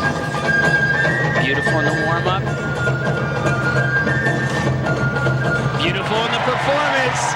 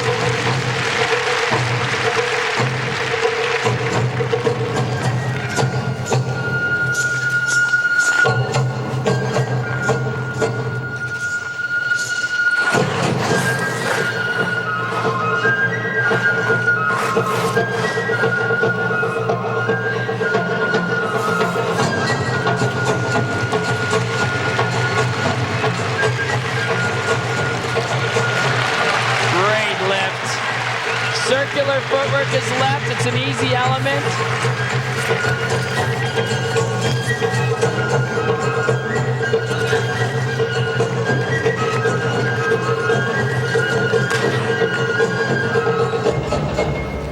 Oh, they know. Beautifully skated program, no deductions. The stage was set. They took advantage of it. Yuka Sato, who has dated Jason Dungjen for the last year and a half, her coach Peter Burrows, Kyoko Ina and Jason Dungjen. I had a chance to chat with him earlier this week, Scott. They skated so well in Philadelphia when they won the national title, and he said, I had a feeling of dissatisfaction. There was a lot more that we had to do. Well, they continued the quest tonight. And with the difficulty of the quality of their long program, a clean short is what they needed to put themselves in position, and they did.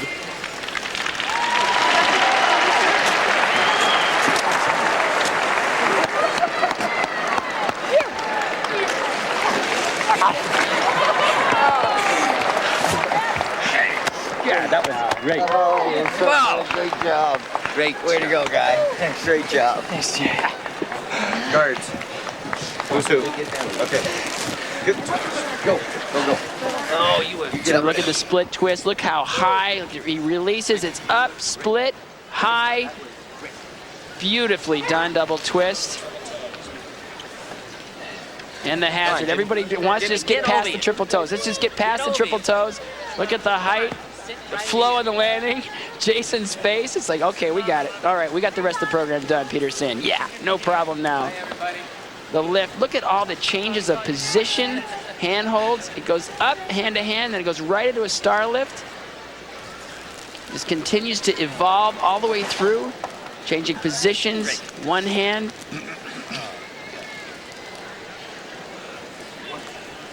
So difficult to keep the speed and the movement and the position.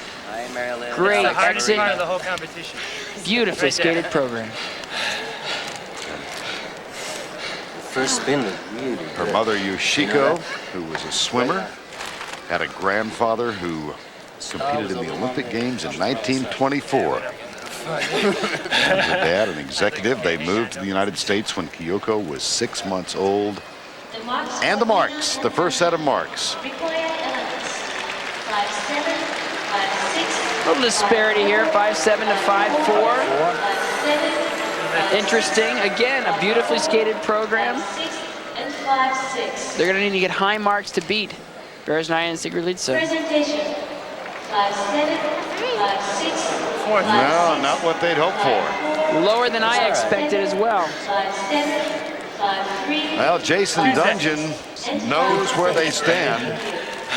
See you Tuesday, folks. Look at these ordinals. First place in the USA judge. You'd expect that, but Germany and Australia 7th. That's going to be an interesting judges meeting. Ina and Dungjen indeed are in 4th position after the short program. And among the byproducts of their skate, Mino and Sand fall below Yeltsova and Bushkov. as a result of the ordinal placement. Well, that rule changes in June. Once you beat somebody, you beat them. They're going to try to make sense of the scoring system once and for all. All right, now let's check in with Tracy Wilson. There is so much pressure in a short program. You guys had to go out and skate clean, and you nailed it. You must be so relieved. Oh, I'm really thrilled about the way we skated. We went out, we attacked what we had to do, and we did it, and here we are. A lot of people in the audience felt the marks were low. What did you think? Well, you know, you have 9 judges, and maybe a few might have been on the lower side, but the important thing is we're 4th right now. You want to be in that last group when you go out to do the long, and it looks like we're going to be there. Okay, thank you both. And we'll check the draw for Tuesday night's free skate when we return to White Ring. Every short program is complete, and the leaders are with Tracy Wilson. You're in first place after the short program. Our tour, you've been to 2 Olympic Games. This is your first. What advice are you going to give Oksana to deal with the pressure of going into the long program in first place in Olympic Games? You know, for us it's very important because we had a problem with short program in this season. Sometimes we miss elements in the short program, and now we skate almost clean, and we had a good condition before, and we just follow this condition. Don't do something extra because the short program very important. Skate clean and soft, not like something with passion. Maybe in free program is more patient. More passion in the free? We're looking forward to seeing it. Good luck. Thank you. Kazakova and Dmitriev will skate last Tuesday night. Wötzel and Steuer, a strong performance tonight. So courageous, but you've got to understand that the long program has twice the length and 4 times the content. It'll be interesting to see if his shoulder holds out. For Anton and Elena, 1 slip, so close, but you still got to consider them the favorites. All they have to do is win the long to win. Ina and Dungjen, 4th place. They put themselves in the best position they can to win a medal. Final standings after the short program, and in the final group on Tuesday night, here's the order of skating. Wötzel and Steuer first, followed by Berezhnaya and Sikorelidze, then Ina and Dungjen, and the leaders Kazakova and Dmitriev will skate last. Ina and Dungjen in 4th position is significant. It is the highest an American pair has been placed after the short program since 1988, when Jill Watson and Peter Oppegaard went on to win bronze in Calgary. And a reminder, we'll have the conclusion of the pair skating competition Tuesday during our Olympic primetime coverage starting at 8 o'clock. Stay with us. CBS Sports coverage of the 18th Olympic Winter Games continues in a moment from Nagano, Japan.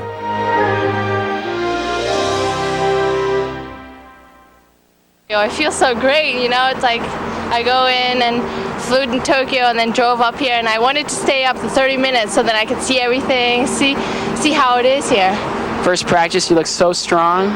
Well, I feel good. I'm a little slow because of jet lag, but I'm trying to adjust to the time right now.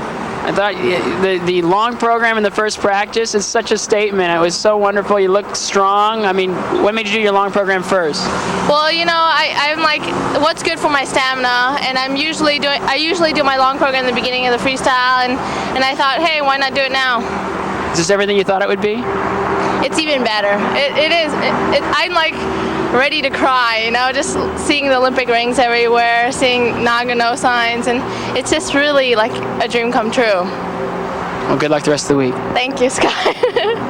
Has taken another dipgress, and that is for sure. Costa Mesa's Todd Sand and Jenny Mino have not together won a medal in Olympic competition in 2 previous tries, and if things keep going the way that they have, when they leave Nagano, they could be 0 for 3.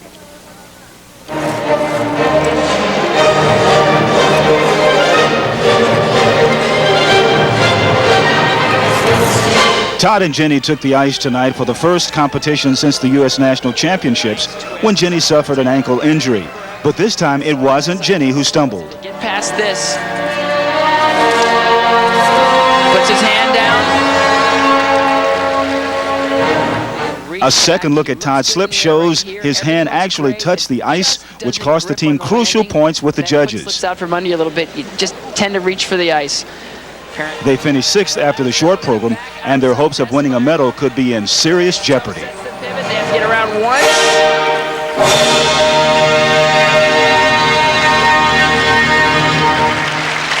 mistake, 0.1 or 0.2 tenths off.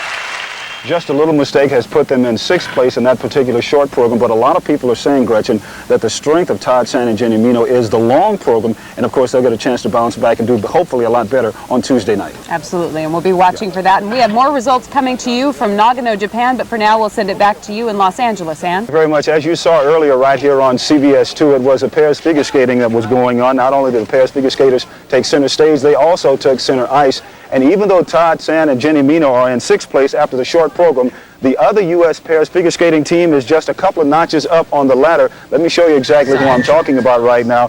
Kyoko Ino and Jason Dungjen skated beautifully in their 2.5-minute program.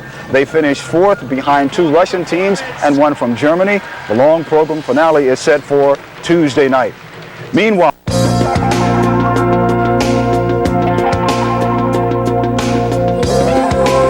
it was 1992 when Kristi Yamaguchi skated to Olympic gold in Albertville, the last American gold medal in ladies figure skating since Dorothy Hamill's victory in 1976.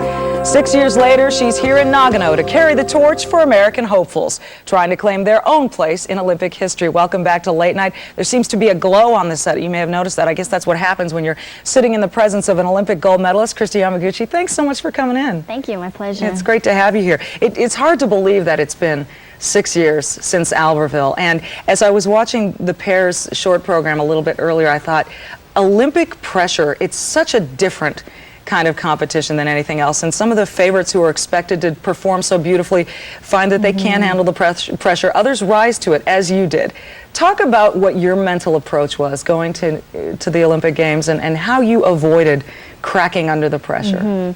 Well, pretty much the entire year leading up to the Olympics is focused on February.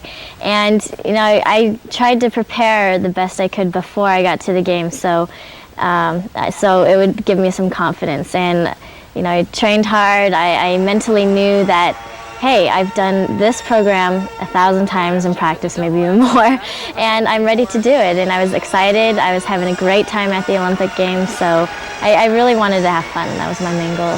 Once you are out there on Olympic ice, the feeling really does change, doesn't it?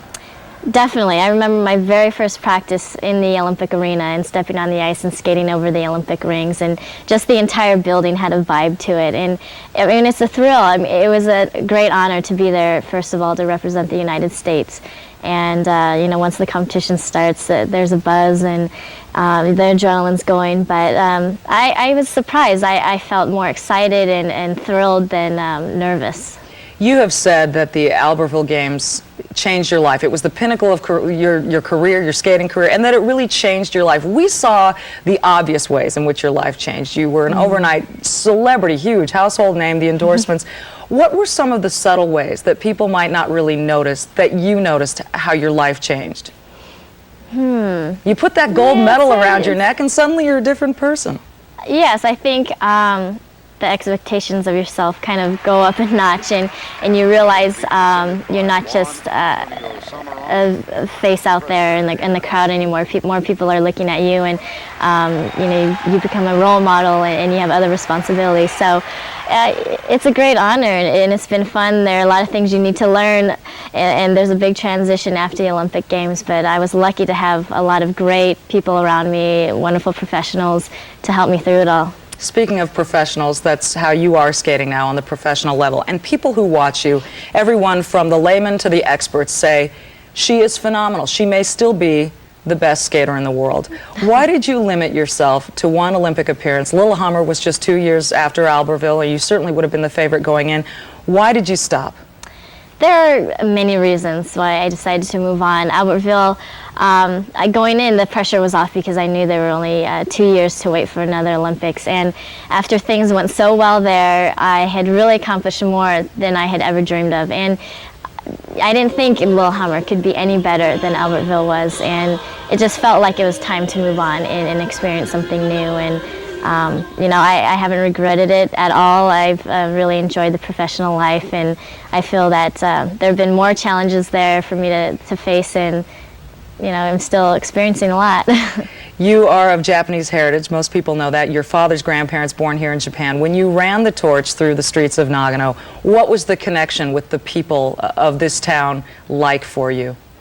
It was incredible. I've been here a few times after the Olympic Games and been surprised on the reaction I've gotten from the Japanese people here and how many actually know who I am. I suppose being in '92, Midori Ito was the strong favorite for Japan, and we were the rivals, I guess, for everyone to look at.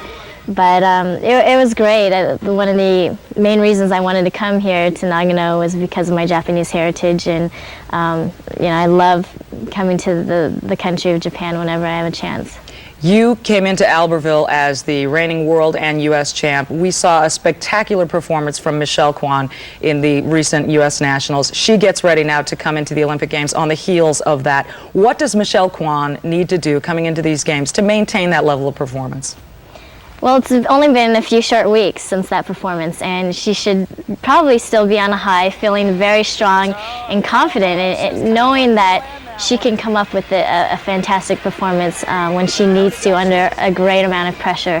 So that should really help her confidence level. And you know, she's been skating strong all year. It looks like mentally she's prepared as well. So you know, it'll be exciting. The U.S. women look really incredible here. You were 20 years old when you won gold. Tara Lipinski is just 15, but she's the reigning world champ. She had a strong showing at Nationals. What about her first Olympic performance? What are you expecting from her?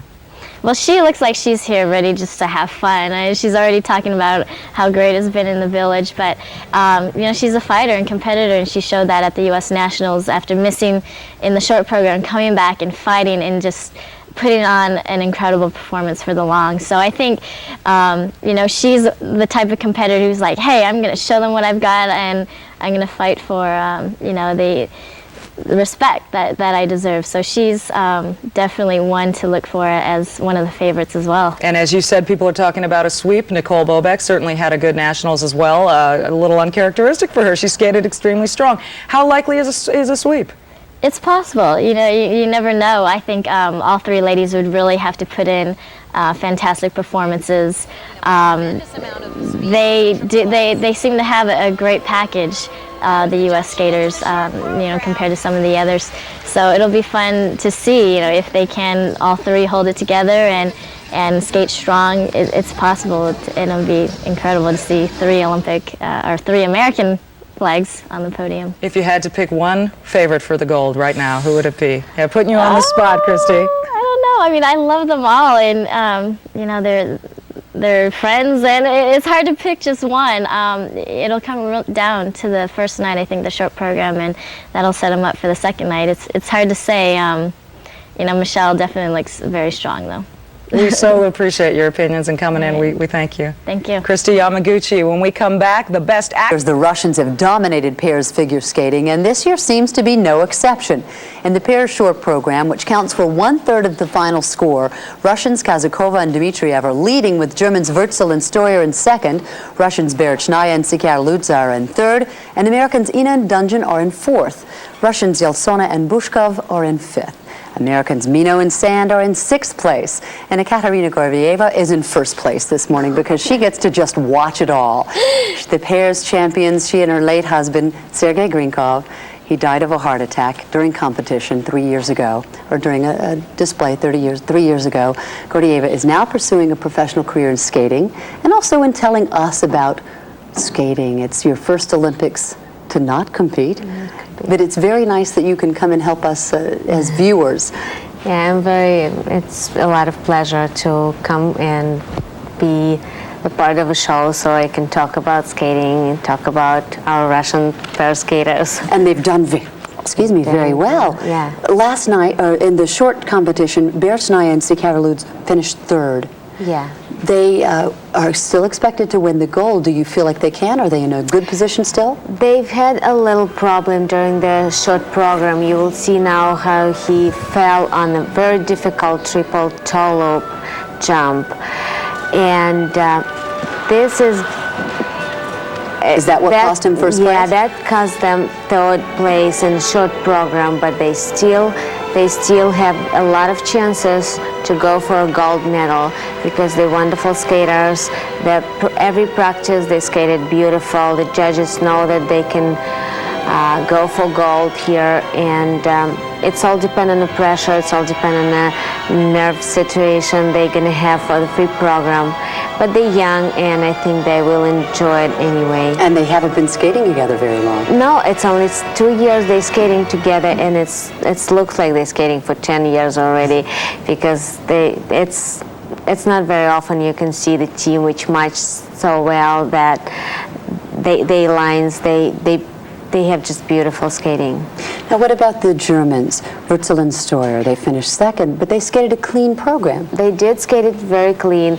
They were world champions last year. They're a very experienced team, so they definitely have chances to go for a gold medal here as well. And so it's all going to be about free program. Here is the cleanest Beautiful. jumps. Yes, they skated really clean, technically really well, and they're gonna go for definitely a pedestal, any of the 3 medals. Americans have not medaled since 1988. Yeah. Are Ingo and Dungjen, do the Ingo and Dungjen have a chance? They come in fourth? Yes, they come in fourth, but they skated great. They short program. A lot of people were concerned about the scoring, but it's hard to explain. No one can judge judges, and they definitely have a lot of chances to skate perfect. They free program, and it's again about pressure, again about nerves, and we'll see how they're going to do. Here's the rest of the elements wasn't as strong as Berezhnaya and Sakharalitsa. That's probably why judges didn't score them as well as Berezhnaya and Sakharalitsa. So. Katia, thanks so much for being with us this morning, and we'll see you throughout our Olympic coverage. Okay, thanks. Thank you. And throughout this show, this morning. The Supergirl of figure skating, she's Tara Lipinski, and she's been working hard at practice this week preparing for her gold medal showdown in ladies figure skating. Lipinski is the only American ladies figure skater to practice at White Ring, the Olympic venue, but right now she's 250 miles away in Osaka, Japan, far from all the hype and hoopla of Nagano. We are very happy to have Tara Lipinski joining us. Hello, Tara. Hi, how are you? I'm doing well. How are you? Pretty good. Tara, we're all working on jet lag and all of that. When you first came into Japan, you've been here since last week, how do you deal with the time changes? Do you immediately get on local time? Do you stay on your time? What do you do so that you're fresh for when you skate for the gold? Well, the first few days I was here, I was a little tired, but I'm getting used to it, and when I'm skating, I feel pretty good, so it just takes a little time. Now, you were in the Olympic Village at first, and you moved up to Osaka, 250 miles away. Why'd you move out of Nagano? I think just to get away from, all the excitement, because it's such a high to be there and be skating, and, I can't stay on a high the whole time and be great. You have to come back down and practice hard and, do more programs and then go back even more excited. Now, one of the things we don't get to experience because we're not one of the athletes is, hanging out in the Olympic Village. I want to ask you about that, and also as an athlete going to the opening ceremony. Let's talk about the Olympic Village. What was that like? It was so cool, getting off the bus and just looking at it and knowing, that I was actually there. It was just really cool, and everything there is great. The restaurant, the cafeteria, everything. It's really fun, and I think opening ceremonies was the best part for me, just walking through that tunnel and just looking at all the people and, knowing I've made it and that I'm an Olympian, and just walking around there, I wanted it to last forever. One of the big names, one of the big people at the opening ceremonies was Akebono. He is, of course, the grand champion sumo wrestler here. You got to meet him. What was it like being next to a guy who's 6'7" and 480 pounds? Well, I felt a little small, but he was cool. It was an honor for me to meet him. What sort of things did you talk about? Not much. Didn't have that much in common. Did he ask you any advice about being on the ice or anything like that? He said he wasn't going to try skating. Well, let's talk about the ice because you did some training at White Ring, the venue here. You've been on the ice. What's the ice like? What's the rink like? The rink is perfect. I love it. The ice is great. The whole feeling of it. I got a great feeling when I'm out there. The lights don't bother you. The ice is perfect. And it's just a great experience, and the rink when I walked in there the first time, I was like, oh, I'm so glad it's here. So I'm pretty excited. When you were standing in White Ring, do you get a jolt of electricity because this is the ice where you're going to contend for the medals here at the Olympic Winter Games? Definitely. You can almost see yourself out there, and you imagine yourself doing that great program and ending in the middle of the rink and, you know, just looking around. And when you go out there and practice, I think that motivates you. Well, let's talk about the skating itself. Everybody says the gold is going to be between you and Michelle Kwan. You both have bragging rights. You're the world champion. She's the national champion. Let me ask you this. She's a competitor of yours. What does she do well?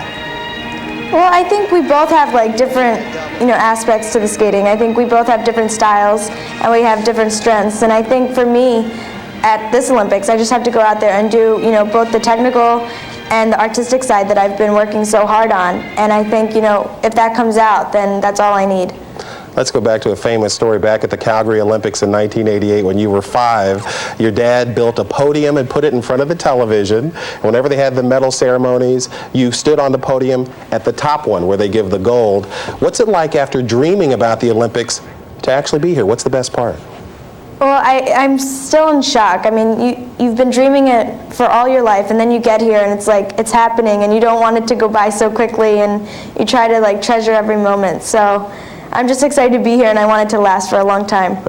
Have you been able to do things that a 15-year-old who's not the reigning world champion does when she goes to Japan? What sort of cool things off the beaten path have you been able to do?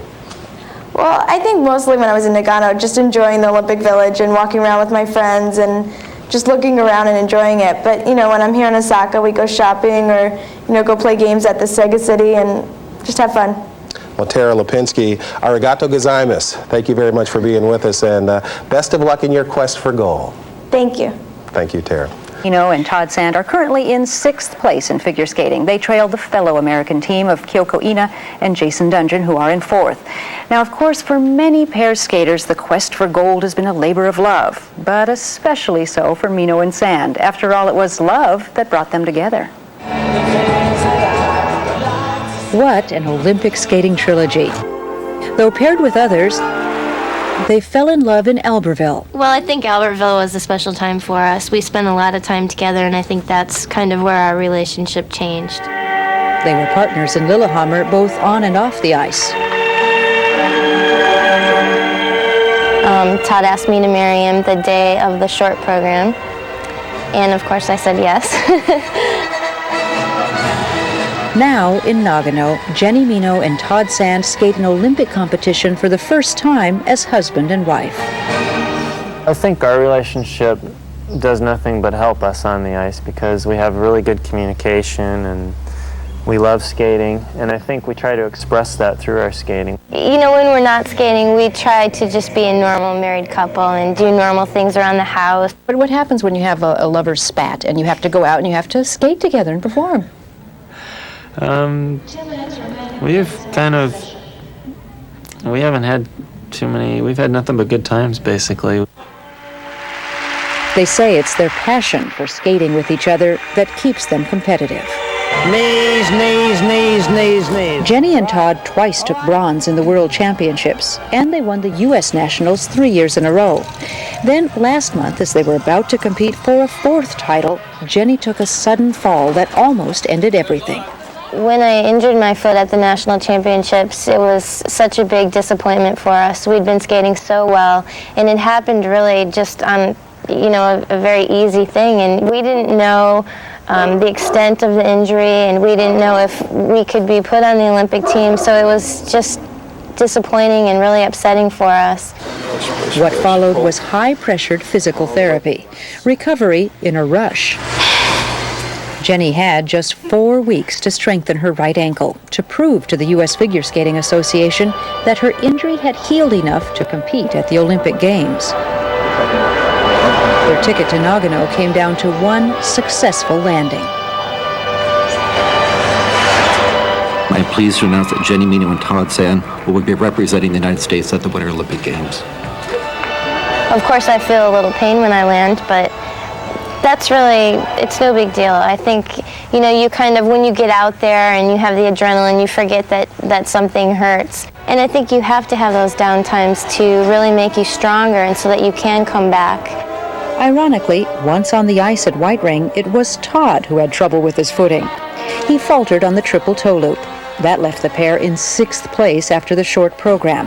Their hope for an Olympic medal is on the line. But Jenny and Todd have other dreams too. I think children are in the future. They're still on hold for a little while, but they're in the plans, right? Right. Right? So maybe their gold will be a bundle of joy, who knows. But the pair's short program only counts for 1/3 of the total score, so there may still be time for Mino and San to reach their ultimate goal, to win an Olympic medal. This is, after all, their 3rd time at the Olympics, 2nd time skating together. 2/3 still to go. That's right. Thanks, Addie. Kyoko Ina and Jason Dungjen are the best hope for a medal America has had in that event in a long, long time. And Kyoko's appearance here in Nagano is a homecoming of sorts. Verne Lundquist has a report on her skating odyssey.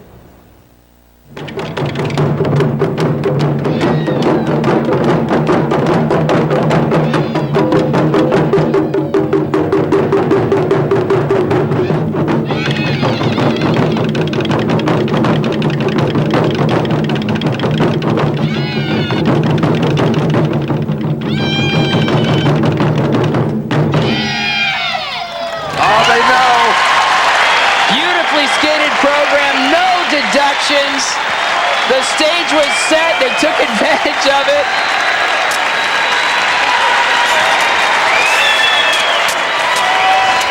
I think it's really exciting. You know, not often do many people get to compete at the Olympic Games, but this is our 2nd Olympic Games.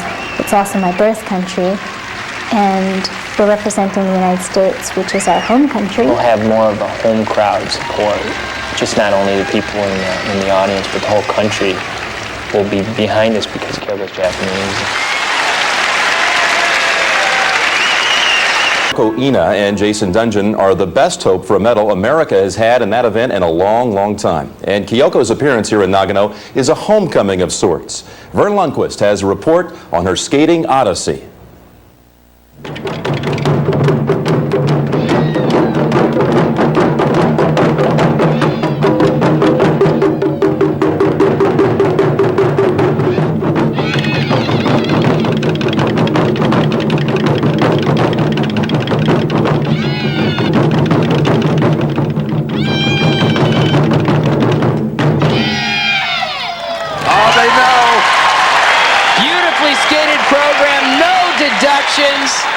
The stage was set, they took advantage of it.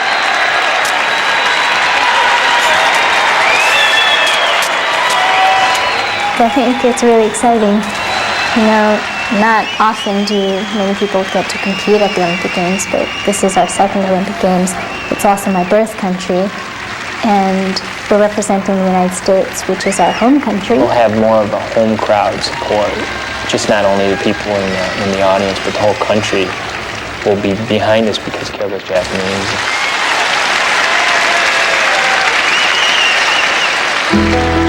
American pairs figure skating champion Kyoko Ina knows better than anyone that home is where the heart is.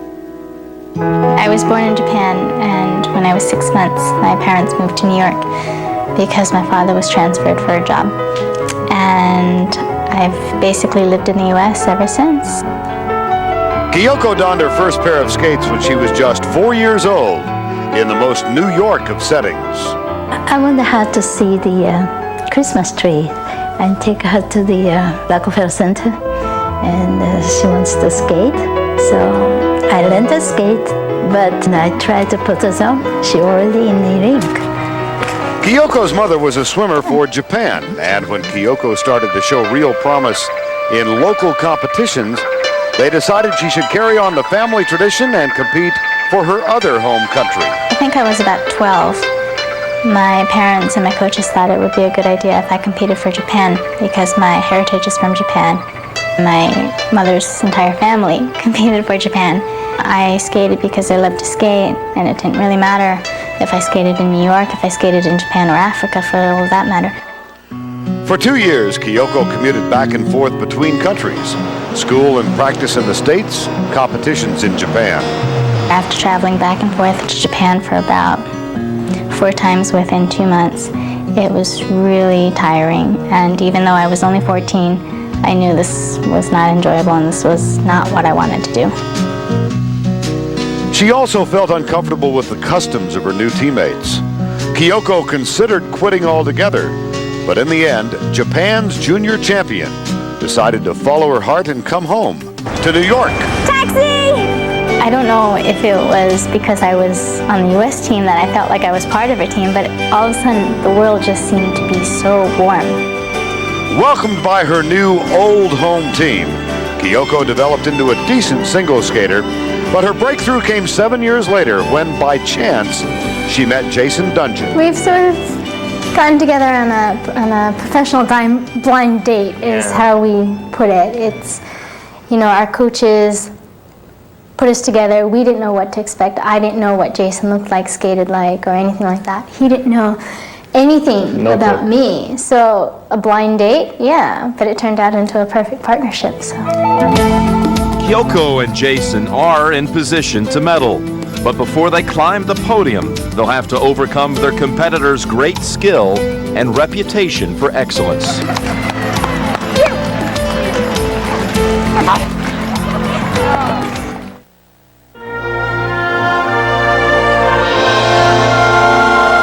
Coming up tomorrow in our primetime program, we'll have coverage of the pairs free skate program to determine the medal winners in that event, with America's Kyoko Ina and Jason Dungjen poised in medal contention, currently in 4th position. Joining me to discuss tomorrow's event, 2-time gold medal winner in pairs, Katia Gordeeva. And Katia, great to have you with us again. She's helping me, by the way, with my Russian pronunciations, just specifically, Sikherlitse. Yes. That's the one that's been giving me trouble. Is that close? You're doing a great job. You're doing a great job. Even I have a problem, and there's a Russians who is having problem with this too, and the Russian team decided to shorten his name on Sich. So his nickname is Sich. This is Sich. All right, I'm going to go at that the rest of the games. Now, what about Artur Dmitriev and his partner, Oksana Konzakova? They're leading after the short program. That's pretty impressive. What did you think of their performance? They did great job. Very, very clean skate short program they did. And they have great chances to get a medal here on the Olympic Games. They had a little problem on the practice before with the death spiral, but they pulled out themselves and they did a great job on that night. It was very impressive. And what's really impressive is they've only been partners for 2 years, and now to have a chance for gold, that's saying a lot.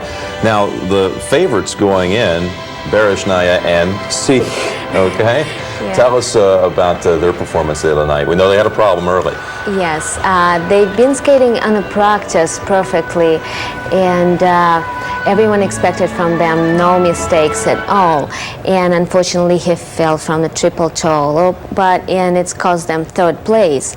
But the rest of the elements they did was beautiful, great lines, wonderful program, and judges for the artistical expression, they got 5.9 and 5.8, which is, they really deserve it. So their skating was beautiful. And they finished in 3rd ahead of Ina and Dungjen. Yes. A lot of people are saying, wait a minute now, the Americans skated a clean program. How come they're behind the Russian pair? What do you think? I think that there's a lot of other elements, not just this triple toe loop. Kyoko and Jason really skated well, but the short program required 8 elements, and all of the 8 elements supposed to be clean and high quality. So I guess that Bereshnaya and Sikherlitse skated with the much more quality than Kyoko and Jason. And you thought so too, huh? I thought so too, yeah. Mino and San in 6th. You know, they've been around for now 2 Olympics together, one where they had different partners. They had hoped to somehow move into medal contention. Doesn't look good for them now in 6th. What did you think of their skate in the short program? They did actually a great job on the short program. He touched the ice from his triple toe loop, but I don't know if they have chances for the medal. They have to be very strong for the free program. But the thing that they skating is really they very experienced team, and they married team, and they just enjoy to skate with each other, and this is something what you see rare on the ice. I know one team that really made an impact on a lot of people the other night was the team from China. 8th place, but a team certainly to look out for in Salt Lake City, don't you believe? Here's a look at Shui Shin and Hongbo Sheo. Oh, those skaters are very big Chinese surprise, I think, for everyone, because their skating is very powerful, very strong. All the elements they do, throws and jumps, as amazing, great speed, and so it's definitely something looking forward. Maybe not this Olympics, but they can do something in the next Olympic, next World Championship, maybe.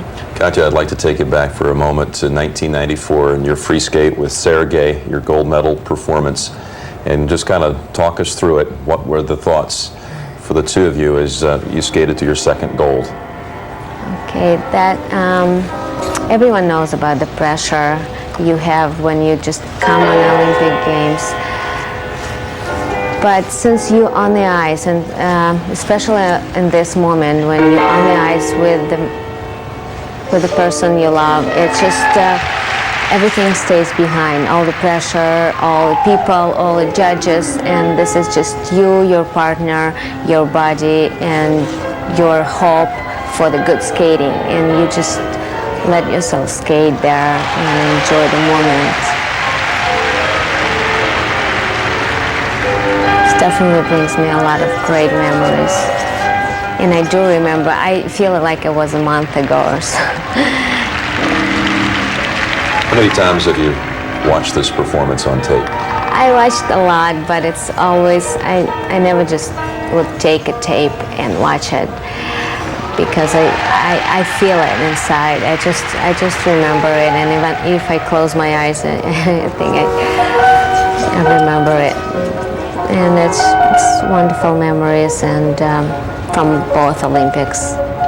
Was this 88 and 88 and 94? Was this though the greatest performance for Gordeeva and Grinko? From my memories, it would be a greatest performance.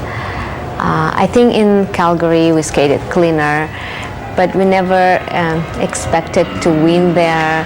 We just came to, be first time on the Olympics Games, and that was much different. Here we came from professional skating. We reinstate and started to skate amateur again, and we were married, and we had our baby Daria before we came for the Olympics, and there was all the moments were more special for us during the Lillehammer.